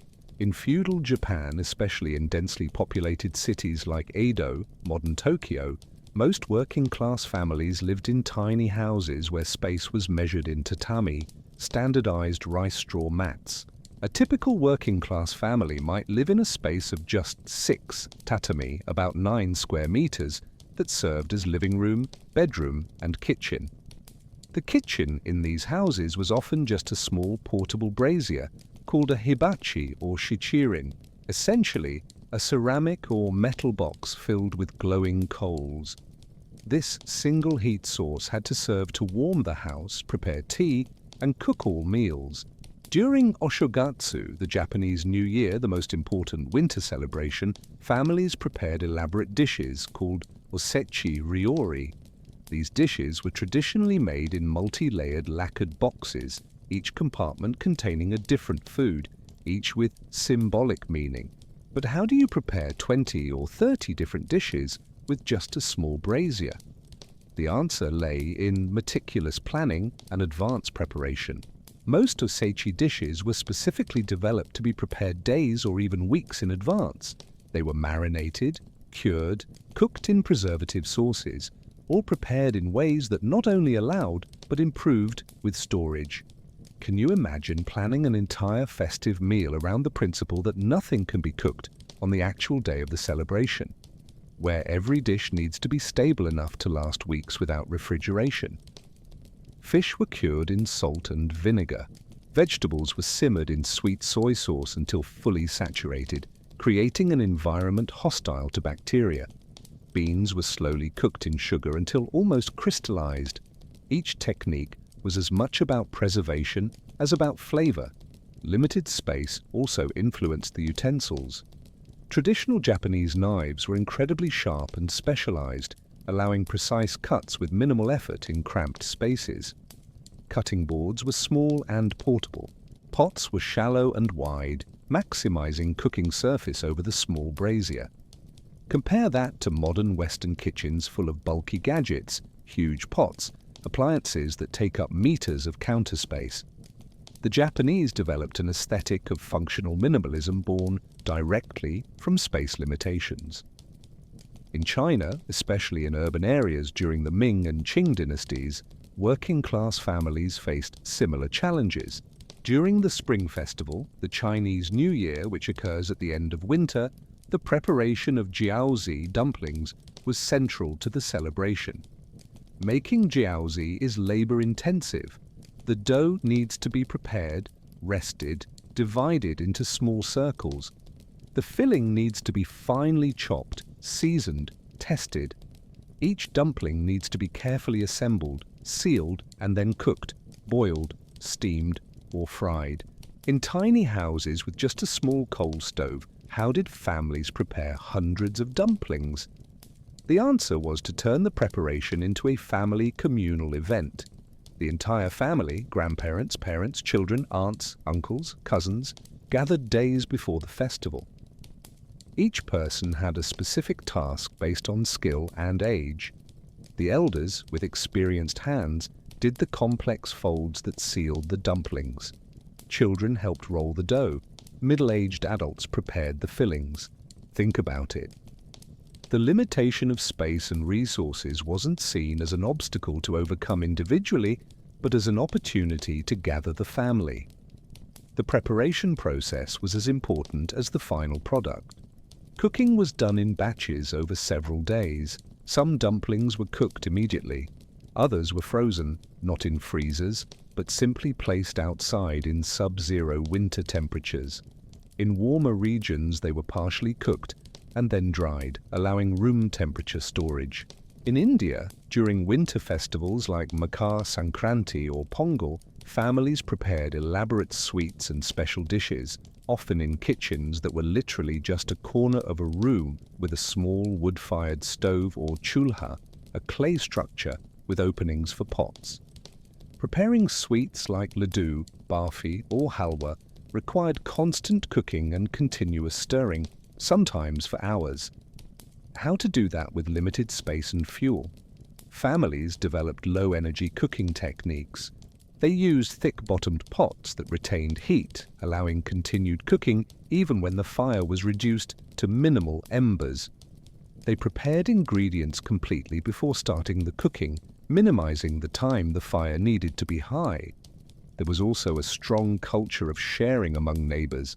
One family prepared one type of sweet, another prepared a different one, and then they traded. This allowed variety without requiring each family to prepare everything alone, saving space, fuel, and labor. Have you ever considered how the simple act of trading food with neighbors could completely transform the logistics of preparing a celebration? How informal collaboration could multiply abundance without multiplying the work? In the Americas, indigenous peoples developed their own solutions for cooking in limited spaces during winter celebrations. Many Native American tribes lived in communal structures, longhouses that housed multiple families, each with their own designated space but sharing common facilities. During winter solstice celebrations, food preparation was often communal. Large central fires served multiple families. Huge stews were prepared in ceramic pots or waterproofed baskets, cooking slowly over days. The technique of hot stone cooking was particularly ingenious. Stones were heated in the fire until glowing red hot, then transferred to containers of water with food. The stones transferred intense heat directly to the liquid, boiling it without needing to place the container over the fire, a perfect solution when space around the fire was limited. Meats were often cooked in ground pits, pit cooking, where heat was retained by the surrounding earth, essentially creating an underground oven. This freed up the space around the main fire completely for other preparations. Compare these techniques to our modern methods. We have ovens, stoves, microwaves, air fryers, electric pots, multiple cooking devices that can operate simultaneously. But how many of these historical techniques do we know? How many could we replicate if we needed to? In the Middle East, during winter celebrations, families often relied on communal ovens called tabun, dome-shaped clay structures where breads were baked and stews were slow cooked. These ovens were shared by multiple families in a village or neighborhood. Preparing dishes like mansaf, a festive lamb dish with rice and fermented yogurt, required careful coordination. The lamb was slow cooked for hours. The rice needed to be prepared separately. The jamid, dried and fermented yogurt, needed to be reconstituted and heated. With limited space in the communal tabun, families developed elaborate timing systems. Each family knew exactly when their dish needed to go into the oven, how long it would take, and when it needed to be removed to make way for the next. There was a sense of communal responsibility. Being late and occupying the oven beyond your allotted time meant delaying all the families after you. This kind of interdependence created social pressure for efficiency and consideration. Have you ever lived in a situation where your access to basic resources depended directly on your consideration for others? where selfishness or carelessness didn't affect just you, but the entire community. In Africa, particularly in regions where harvest celebrations coincided with the start of the dry season, the local winter, festive meal preparations often happened outdoors, but with unique challenges of space and resources. 3 stone stoves, literally 3 stones arranged in a triangle with fire in the center, were the standard kitchen equipment. Simple, portable, but limited to 1 pot at a time. To prepare elaborate meals, multiple 3-stone stoves were arranged in communal areas with different families or groups cooking simultaneously. Preparing fufu, a staple food made from yam, cassava, or other tubers pounded into a smooth paste, required intense physical labor. 2 people worked in sync, one pounding with a heavy pestle, the other turning and folding the paste between strikes. In cramped spaces, this choreography needed to be executed with precision to avoid accidents. Celebration dishes like jollof rice or groundnut stew were prepared in huge pots that served dozens of people. This was partly tradition, but also practical necessity, more efficient to cook one large quantity than multiple small ones on limited stoves. Think about how this changed the nature of the celebration. They weren't intimate family dinners, they were community feasts where everyone contributed, everyone shared, everyone celebrated together. The limitation of individual resources forced collective abundance. In Arctic regions, indigenous peoples like the Inuit faced unique challenges. During the dark winter months, when temperatures dropped drastically below zero, cooking often meant simply melting snow for water and minimally heating food over seal oil lamps. Space inside igloos or winter tents was extremely limited and precious. Every cubic centimeter of heated air was valuable. Elaborate cooking meant losing precious heat every time food was added or removed from pots. The solution was to rely heavily on foods that required no cooking. Frozen meat and fish were sliced thin and eaten raw or just slightly warmed. Seal fat and whale oil provided dense calories without elaborate preparation. During celebrations, when more elaborate dishes were desired, preparation often happened in larger communal structures, kaskik or gathering houses, where multiple families could work together in a relatively more spacious area. Compare that to our ability to keep houses at a constant 20 degrees C throughout winter, regardless of outside temperatures. We cook what we want, when we want, without thinking about energy cost or heat loss. Those Arctic peoples had to constantly balance the desire for hot, elaborate food against the need to conserve heat and fuel. What all these diverse cultures shared was creativity born of limitation. When space was scarce, when fuel was precious, when resources were limited, people didn't simply give up celebrating. They found ways, they adapted, they innovated, they collaborated, and in many cases the solutions they developed weren't just functional, they were elegant, efficient, sustainable in ways our resource-filled modern kitchens aren't. We've conquered the limitations of space and resources, but in doing so, have we lost something? Have we lost the need to collaborate, to plan meticulously, to value every ingredient and every moment of heat? Have we lost the connection between limitation and creativity, between scarcity and gratitude? These cultures around the world, so different in so many ways, all understood something fundamental. Celebration doesn't require abundance of resources. It requires abundance of spirit, creativity, and human connection. The most memorable meals often came not from the best equipped kitchens, but from the most limited ones, where every dish represented not just food, but triumph over adversity. And as the world modernized, as kitchens expanded and technologies advanced, something of these traditions persisted. But how exactly did the transition to modernity change the way we prepare festive meals? The transformation of kitchens didn't happen overnight. It was a gradual, uneven process that unfolded over centuries and is still not complete in many parts of the world. But there were key moments, specific inventions, social changes that fundamentally altered how we prepare meals, especially festive meals like Christmas dinners. The 19th century was a period of extraordinary changes. The Industrial Revolution didn't just transform factories and cities, it transformed homes. And nowhere was this transformation more dramatic than in the kitchen. The introduction of cast-iron stoves with multiple burners and integrated ovens was perhaps the most revolutionary change. Imagine, for the first time in human history, you could have multiple controllable heat sources simultaneously, all in a single appliance.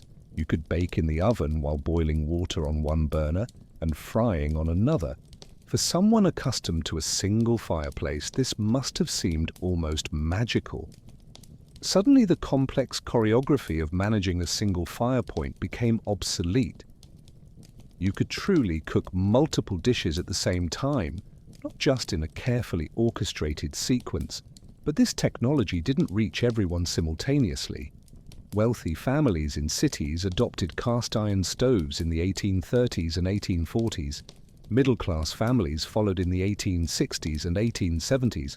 Poor rural families often continued cooking on open hearths until the early 20th century, some even later. Can you imagine the disparity? Two families, separated only by social class or geography, preparing Christmas meals in ways that were centuries apart in terms of technology, living in the same year, in the same country. The arrival of mechanical refrigeration in the late 19th and early 20th centuries was another fundamental transformation. For the first time, food could be kept fresh indefinitely. The need for preservation through salting, smoking, drying techniques developed over millennia suddenly became optional, not mandatory. This completely changed Christmas meal planning. You no longer had to prepare everything weeks in advance. You could buy fresh meat days before. You could store leftovers for weeks without worry. The pressure to use everything immediately before it spoiled simply disappeared. But think about what was lost. Those ancient preservation techniques didn't just keep food safe, they created unique flavors, complex textures, entire culinary traditions. Ham cured for months had a flavor fresh ham could never have. Aged cheeses developed complexities impossible in fresh versions. As refrigeration made these techniques unnecessary, many began to disappear. Entire generations grew up without ever learning how to cure meat, how to ferment vegetables, how to preserve through traditional methods. Knowledge accumulated over centuries evaporated in just a few decades. Electricity brought another wave of changes. Electric lighting meant you could cook comfortably at night, no longer dependent on natural light or dim candles. Electric stoves eliminated the need to manage fuel, no more chopping wood, buying coal, cleaning ashes. Appliances began to proliferate. Electric mixers eliminated hours of hand beating. Blenders turned 30-minute tasks into 30-second processes. Each new device promised to save time, reduce labor, make cooking easier.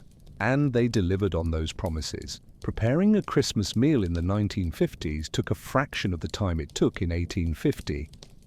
But something interesting happened. As individual tasks became faster, expectations increased. Meals didn't become simpler, they became more elaborate. Compare that to the current situation. We have all these time-saving tools, but we still spend hours preparing Christmas meals. Why? Because now we expect greater variety, more elaborate presentation, multiple dishes that would once have been considered impossible to coordinate.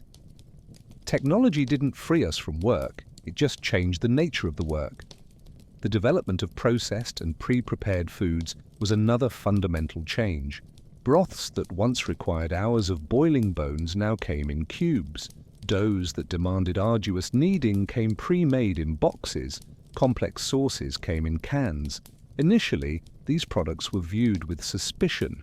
Real food was made from scratch.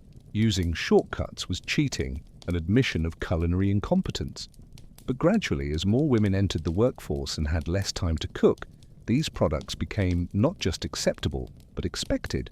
Cookbooks from the 1950s and 1960s openly celebrated the use of processed ingredients. Recipes started with open a can of mushroom soup or use a box of cake mix. Culinary skill was redefined, not about mastering fundamental techniques, but about creatively combining prefabricated products. Have you ever stopped to think how many of your recipes rely on ingredients that simply didn't exist 100 years ago? How many dishes do you know how to make truly from scratch without any pre-processed components? The standardization of measurements was another quiet but profound change. Standardized measuring cups and spoons, kitchen thermometers, precise scales, all allowed recipes to be followed accurately by anyone, anywhere. This democratized culinary knowledge. You no longer needed years of learning to know how much of each ingredient to use. You just followed the measurements in the recipe. But it also removed the need to develop intuition, to learn to feel when something was right. Modern cooks often freeze when something goes wrong. I followed the recipe exactly. Why didn't it work? Because recipes are guidelines, not infallible chemical formulas. Ingredients vary. Ovens have different temperatures. Altitude affects cooking. Humidity matters. Those ancient cooks understood this intuitively. They didn't follow recipes. They understood principles. When something went wrong, they knew how to adjust. We've lost that flexibility, that ability to adapt and improvise. The modern supermarket is perhaps the most transformative change of all. Suddenly, you had access to hundreds, then thousands of ingredients, all in one place, available year-round. Strawberries in December, lamb from New Zealand, spices from 6 different continents. Seasonality, the force that had governed human cooking since the dawn of agriculture, simply disappeared. You could make any dish at any time using ingredients from anywhere in the world. This seems liberating, and in many ways it is. But it also completely disconnected us from the natural rhythms our ancestors knew intimately. We no longer know what grows when. We don't understand that certain foods are winter or summer for fundamental biological reasons. And we've lost the sense of anticipation. When strawberries are available only for 6 weeks in summer, they're special, celebrated, savored. When they're available year-round, they're just another fruit on the shelf. Think about how this changed Christmas meals. Before, Christmas was special partly because you ate things you didn't eat the rest of the year, not by choice, but by necessity. Certain meats, certain sweets, certain elaborate preparations only happened at Christmas because they were too laborious, too expensive, too special to be every day. Now, technically, you could eat Christmas food every day. Nothing is truly seasonal or special in terms of availability. So, what makes a Christmas meal special? Just the decision to make it special, no longer external limitations that forced specialness. The media, first magazines, then radio, then television, now the internet, also transformed how we learn to cook. For the first time, you could learn recipes from people you'd never met, from cultures you'd never experienced, from professional chefs who were once inaccessible. This enormously expanded the average person's culinary repertoire, but it also created new pressures. Magazines showed perfectly styled Christmas meals. TV shows featured chefs preparing elaborate dishes with apparent ease. Social media now bombards with images of flawless celebrations, expectations inflated. It was no longer enough to simply have a good and abundant meal. It needed to be Instagram-worthy, Pinterest-deserving, comparable to what you saw in the media. Christmas became performative, not just for the family, but for an imaginary audience of judging observers. Have you ever caught yourself preparing a meal, not just to feed people, but to photograph it, making choices based on how something will look in photos rather than how it will taste, stressing about presentation in ways your grandmothers never imagined? Globalization brought culinary fusion. Christmas meals now often mix traditions from multiple cultures: American turkey with Asian sides, European ham with Latin American sauces, desserts combining French techniques with Middle Eastern flavors. This is creative and delicious, but it also means traditional Christmas meals become increasingly undefined. What is tradition when you're constantly incorporating new elements? When change is the only constant? Those historical families made essentially the same Christmas meals their great-grandparents made. There was continuity, connection through time. Every bite was a link to past generations. We have variety and innovation, but we've lost that continuity. And perhaps the most fundamental change of all, Christmas became commercialized. Preparing the meal is no longer just about feeding the family, it's about consuming products, following trends, participating in an entire economy built around the holidays. We're bombarded with messages about what we need for a perfect Christmas. Special utensils, premium ingredients, elaborate decorations. The value of the meal is measured not by the love and effort invested, but by how much was spent. Compare that to those historical families who prepared extraordinary meals with almost nothing, who transformed simple ingredients into memorable celebrations through skill, creativity, and care, who measured success not in dollars spent, but in full bellies and warmed hearts. We've conquered the limitations of space, resources, and technology that plagued our ancestors, but in doing so, have we lost something essential? Have we lost the gratitude that comes from scarcity, the creativity born of limitation, the connection forced by interdependence? Our kitchens are bigger, our ovens more powerful, our ingredients more abundant. But are our Christmas meals more meaningful, our celebrations more memorable, our family connections stronger? Or paradoxically, does having everything available mean nothing is truly special? Has convenience eliminated not just the work, but also the meaning that came from the work? These aren't easy questions, and perhaps they don't have simple answers, but they're worth asking as we navigate our modern relationship with food, celebration, and tradition. And as we look to the future, what can we learn from these stories of the past? Looking back at those tiny, smoky historical kitchens may seem like an exercise in nostalgia, a romantic gaze at simpler times that in reality were brutally difficult. But there are genuine lessons in these stories, not about returning to the past, but about recovering values and practices we've lost in the rush to modernity. The first and perhaps most important lesson is about gratitude. Those historical families had no choice but to be grateful for every ingredient, every meal, every moment of abundance. Food wasn't guaranteed. Christmas was special precisely because it represented a temporary break from constant scarcity. Today, we live in unprecedented abundance, at least those of us in developed countries. Supermarkets with tens of thousands of products, restaurants on every corner, apps that deliver any imaginable food in 30 minutes. And yet we complain. The food isn't hot enough, the service is slow, the flavor isn't exactly as expected. When was the last time you felt genuine, deep gratitude for a meal? Not just a polite thank you, but a visceral acknowledgement of the extraordinary privilege of having abundant, safe, and delicious food? I'm not suggesting we pretend scarcity or romanticize hardships, but perhaps we can consciously cultivate deeper appreciation. Maybe we can pause before a meal, especially a special meal like Christmas dinner, and truly consider the complex chain of labor, skill, and resources that made it possible. The farmers who grew the ingredients, the workers who harvested, processed, and transported them, the people who sold them, and finally, those who prepared them. Every meal is a miracle of human coordination, even when it seems mundane. The second lesson is about skill and competence.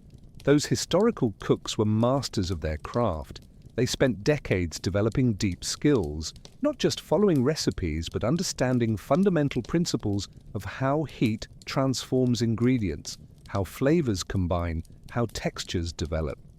Today, many people don't know how to cook beyond the basics, and it's not their fault. Our society doesn't value or teach culinary skills like it used to. It's easier and often cheaper to buy ready-made food than to prepare it from scratch. But there's something deeply satisfying about culinary competence, in knowing you can take raw ingredients and transform them into something delicious, in not depending completely on restaurants and processed foods, in having autonomy over a fundamental aspect of human life. You don't need to become a professional chef, but perhaps it's worth learning some fundamental techniques. How to make bone broth, how to roast a whole chicken, how to make bread from scratch.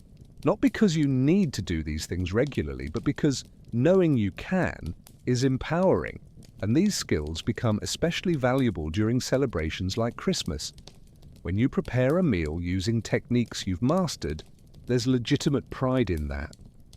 It's not just food, it's a demonstration of competence, a gift of skill to those you're feeding.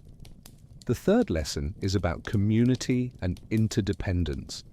Those historical societies were deeply interconnected by necessity. You depended on your neighbors for access to ovens, for trading ingredients, for sharing knowledge, for help during elaborate preparations. Today, we're fiercely independent. We don't need anyone to prepare a meal. We have everything we need in our own kitchens. And that's liberating in many ways, but it's also isolating. When was the last time you cooked collaboratively with neighbors? When you traded homemade food with someone outside your immediate family? When you asked for help with a complex preparation, not because you technically needed it, but because it would enrich the experience? There's a growing movement of community kitchens, shared dinners, food swap clubs. People rediscovering that cooking and eating together creates social bonds that go far beyond nutrition. Perhaps it's worth exploring these opportunities, especially during festive times. Imagine preparing your Christmas meal in collaboration with 3 or 4 other families, each contributing different specialties, sharing the work, celebrating together. It would be more labor-intensive in some ways, require coordination and commitment, but it would also be richer, more memorable, more connected. The fourth lesson is about sustainability and waste. Those historical families wasted nothing because they couldn't. Every ingredient was too precious. Every leftover had potential. The concept of throwing food away was almost unthinkable. Today, we waste food on obscene scales. Studies estimate that about 1/3 of all food produced globally is wasted. We throw away food because it passed the printed expiration date, even if it's perfectly good. We discard leftovers because we don't want to eat them again. We toss ingredients because we bought too much and they spoiled before we used them. This waste isn't just morally problematic, it's environmentally disastrous. Every wasted food item represents wasted water, wasted land, wasted energy, wasted carbon emissions. We could learn so much from those historical practices of total utilization, making broths from bones and vegetable peels, transforming leftovers into completely new dishes, planning meals carefully to minimize waste, preserving foods that are about to spoil. Not because we're forced by scarcity, but because it's the right thing to do, because respecting food is respecting the planet's resources and the labor of everyone who produced it. During Christmas, when we often prepare too much, this is especially relevant. Instead of seeing leftovers as an inconvenience, we could plan them intentionally. Prepare specific quantities, knowing exactly how they'll be transformed in the following days. Make creative repurposing part of the celebration, not a tedious chore. The fifth lesson is about simplicity and focus. Those historical meals were elaborate in ambition, but simple in execution. Few ingredients prepared well, fundamental techniques mastered completely. There was no distraction from gadgets, from complex recipes with 30 ingredients, from attempts to impress with novelty. Today we often overcomplicate things.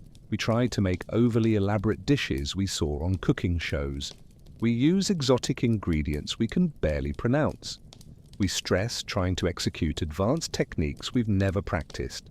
And in the process, we lose focus on what really matters: delicious food, prepared with care, shared with people we love.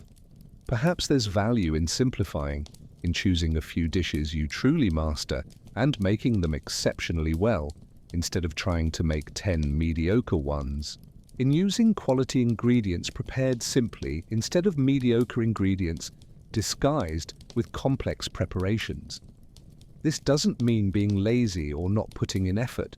It means directing your effort toward what truly creates value, flavor, quality, experience, instead of complexity for complexity's sake. The sixth lesson is about time and patience.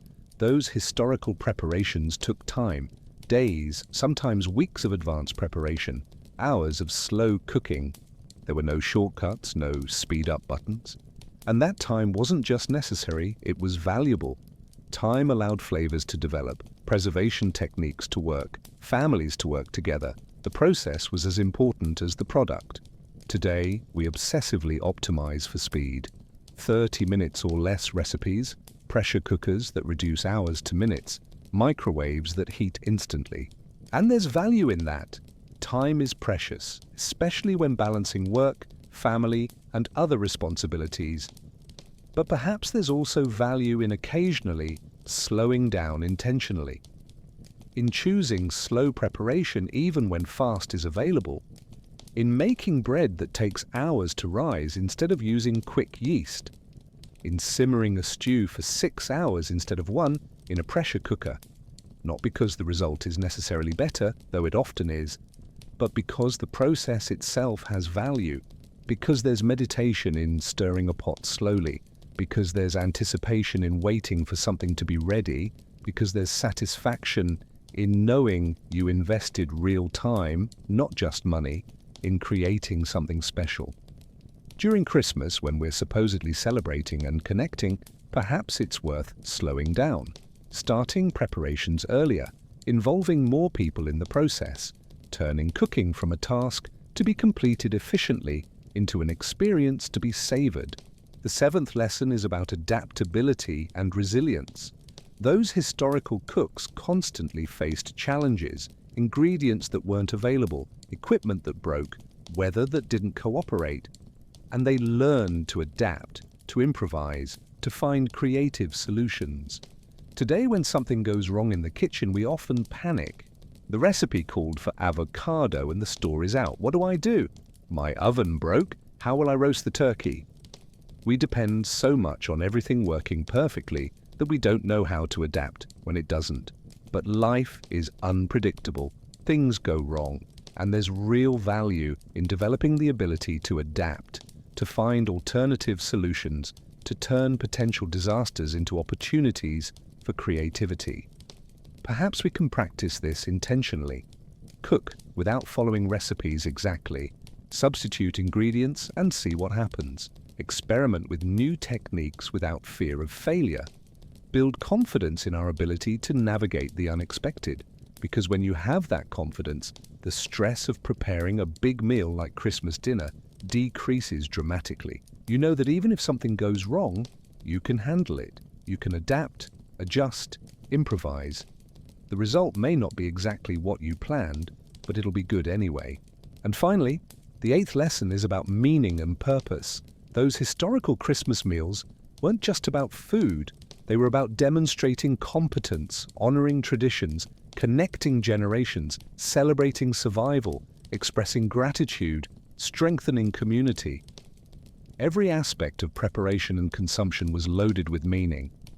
Today, it's easy for meals, even special meals, to become transactional. Food is fuel. Meals are obligations. Even celebrations can feel like items on a to-do list, but we can choose to infuse meaning intentionally. We can create rituals around preparation. We can tell stories about where recipes came from. We can involve multiple generations in the process. We can pause to appreciate not just the food, but the entire context that makes it possible and special. Christmas offers a perfect opportunity for this. It's a celebration that already carries cultural and often religious meaning.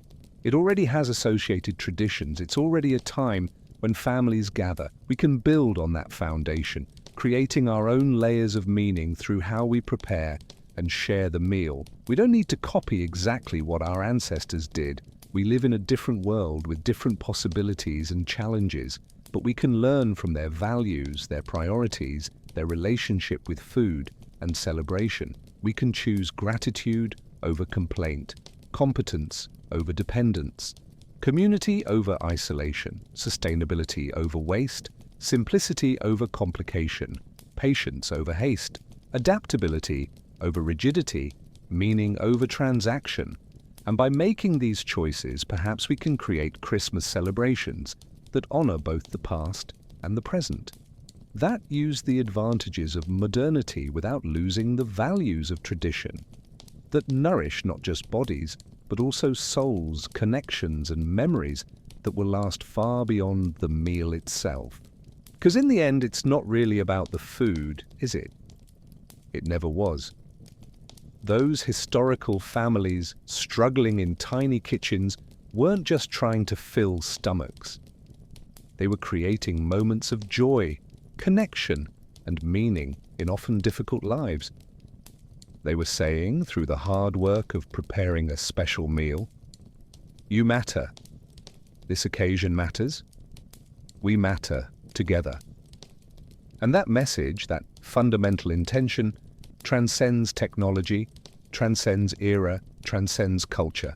It's as relevant today as it was 1,000 years ago, perhaps even more so, in a world that often leaves us feeling isolated, rushed, and disconnected. So as we prepare for our own Christmas celebrations in our modern and spacious kitchens, with all imaginable resources at our fingertips, perhaps we can remember those historical kitchens, not with pity for the difficulties they faced, but with respect for the wisdom they developed. And perhaps we can carry a bit of that wisdom with us, transforming our celebrations from merely convenient to truly meaningful. We have reached the end of this journey through time, through smoky kitchens and impossibly small spaces, through forgotten techniques and ancient wisdoms. We visited medieval European kitchens, tiny Japanese homes, African villages, Arctic communities, densely populated Chinese cities. We observed the slow and uneven transition to modernity, and we reflected on what was lost and what can be recovered. But before we part ways, it's worth pausing to ask a fundamental question. Why do these stories matter? Why spend so much time exploring how people prepared Christmas meals in conditions most of us will never experience? The answer, I believe, lies in something deeper than nostalgia or historical curiosity. It lies in the understanding that the way we relate to food, especially festive and celebratory food, reveals something essential about who we are as human beings. Cooking is one of the most fundamentally human activities. We are the only species that systematically transforms food through the application of heat. This ability, developed hundreds of thousands of years ago, didn't just allow us to extract more nutrition from our foods. It changed our brains, our societies, our very evolution. And throughout all of human history until very recently, cooking was difficult. It required skill, knowledge, physical effort, careful planning. It wasn't something you did distractedly while checking your phone. It was serious work that demanded full attention and competence developed over years. Those historical kitchens we explored, with their tiny spaces, limited resources, constant challenges, were the normal context for most of human existence. The abundance and convenience we enjoy today are historical aberrations, extraordinarily recent developments in our species' long history. And there's something valuable in recognizing that. Not to make us feel guilty about our abundance, but to help us appreciate it properly.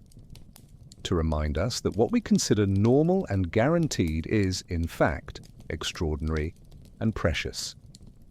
Think about the path a simple ingredient takes to reach your Christmas table, say a carrot. Someone planted the seed in soil that was prepared and fertilized. The plant grew over months, needing water, sunlight, nutrients. Someone harvested it, probably by hand. It was washed, sorted, packaged, transported perhaps hundreds of kilometers in refrigerated trucks, unloaded, stored, placed on shelves. And finally, you bought it for a tiny fraction of what it would cost if you had to grow it yourself. Every ingredient on your Christmas table has a similar story. Each represents a complex chain of human labor, agricultural knowledge, transportation infrastructure, economic systems. It's a miracle of coordination that happens so smoothly we barely notice. Those historical families understood viscerally the work behind every ingredient because they often did that work themselves. They planted, harvested, preserved, prepared. They knew intimately every step. And that intimacy created respect, gratitude, care. We've lost that intimacy, and with it, we've lost part of the gratitude, but perhaps we can recover it consciously, not by doing everything ourselves, which is impractical and unnecessary, but by simply paying attention, by pausing and acknowledging, by choosing gratitude even when it's not forced by scarcity. There's also something profound about the act of preparing food for others. It's one of the most fundamental expressions of care, of love, of community. When you spend hours preparing a meal for your family, you're saying something words can't fully express. I care about you enough to invest my time, my energy, my skill in nourishing you. Those historical cooks working in brutally difficult conditions were doing exactly that.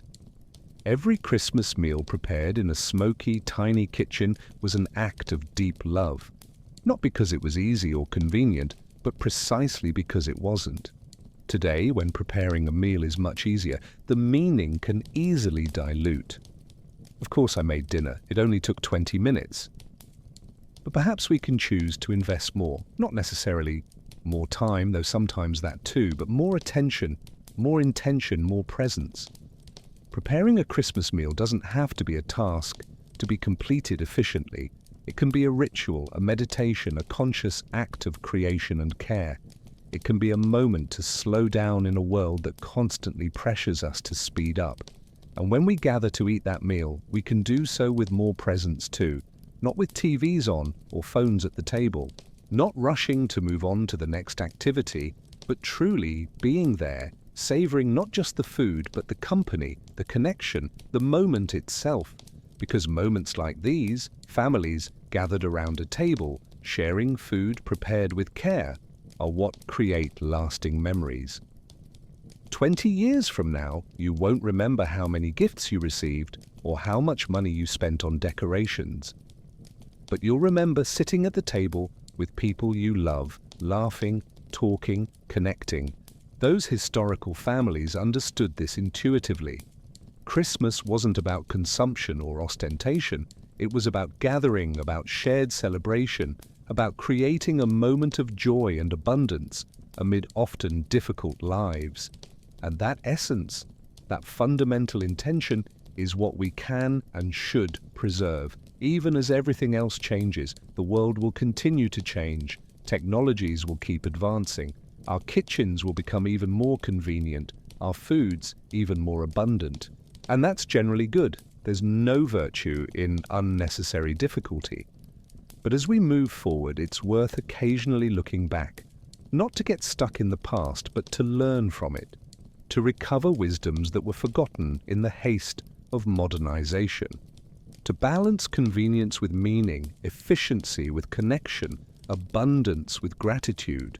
Our modern kitchens are spacious, well-equipped, technologically advanced. We don't face the challenges our ancestors did, but we face different challenges: isolation, haste, disconnection, loss of meaning in a world of material abundance. And perhaps the lessons from those historical kitchens about gratitude, competence, community, sustainability, simplicity, patience, adaptability, and meaning are exactly what we need to navigate our modern challenges. So, as you prepare your next Christmas meal in your modern and comfortable kitchen, perhaps you can carry a bit of the spirit from those historical kitchens with you. Not the difficulty, not the scarcity, not the discomfort, but the deep gratitude, the respect for food and the work that makes it possible, the intention to create not just a meal, but a meaningful moment, the understanding that feeding those we love is one of the most fundamentally human and valuable acts we can perform. And when you sit down at the table, surrounded by family and friends, before a meal prepared with care, perhaps you can pause for a moment, not just to thank for the food, but to acknowledge the extraordinary chain of events, people, and efforts that made it possible. To honor the generations of cooks who came before, who developed the techniques and traditions we still use, to appreciate the extraordinary privilege of living in an era of abundance. And then, with gratitude and presence, share the meal. Savor not just the flavors, but the connection. Create memories that will last far beyond digestion. Participate in a human ritual as old as our species, gathering around food, celebrating together, strengthening the bonds that make us not just individuals but a community, a family, a tribe. Because in the end, that's what those historical kitchens teach us, not specific techniques or particular recipes, though those have value too, but something more fundamental, that food is love made tangible. That preparing and sharing meals is one of the deepest ways we connect with each other. That celebrations like Christmas aren't about perfection or ostentation, but about presence, gratitude, and connection. These truths transcend era and technology. They were true in medieval smoky kitchens. They're true in modern gleaming kitchens. And they'll remain true in any kitchen of the future, no matter how advanced it becomes. Because at the heart of every kitchen, in every era, in every culture, is something fundamentally human and timeless. The desire to nourish those we love, to create moments of joy and connection, to transform simple ingredients into precious memories. And that, in the end, is the true gift those historical kitchens offer us. Not longing for past times, but clarity about what truly matters. Not obsolete techniques, but timeless values. Not limitations to be lamented, but wisdom to be honored and applied. So, the next time you enter your kitchen to prepare a special meal, remember, you're participating in a tradition that spans thousands of years and millions of kitchens. You're connected to countless generations who came before, each facing their own challenges, each finding their own solutions, each turning limitations into celebrations. And you're creating something that will extend into the future, memories that those around your table will carry for life, perhaps traditions passed to the next generation, certainly moments of connection and love that will echo far beyond the present. That's the true legacy of those historical kitchens, not the physical spaces long gone, not the specific techniques, many obsolete, but the spirit of making the best with what you have, of turning limitations into opportunities, of creating joy and connection through the simple but profound act of preparing and sharing food. May we honor that legacy, not by copying the past, but by learning from it. Not by rejecting modernity, but by balancing it with ancient wisdom. Not by taking our abundance for granted, but by appreciating it deeply. And may our kitchens, spacious and modern as they are, be places where we don't just prepare food, but create meaning. Where we don't just feed bodies, but nourish souls. Where we don't just follow recipes, but build traditions. Where we don't just cook, but love. Because in the end, that's what every kitchen is, was, and always will be. A place where love becomes tangible, where care turns into nourishment, where simple ingredients become memorable celebrations. And that truth, simple, profound, and timeless, is the most precious gift those historical kitchens offer us. Not to be admired from afar, but to be lived, practiced, and passed forward from generation to generation, from kitchen to kitchen, from heart to heart. Merry Christmas, and may your kitchens and the meals prepared in them always be blessed with gratitude, presence, and love.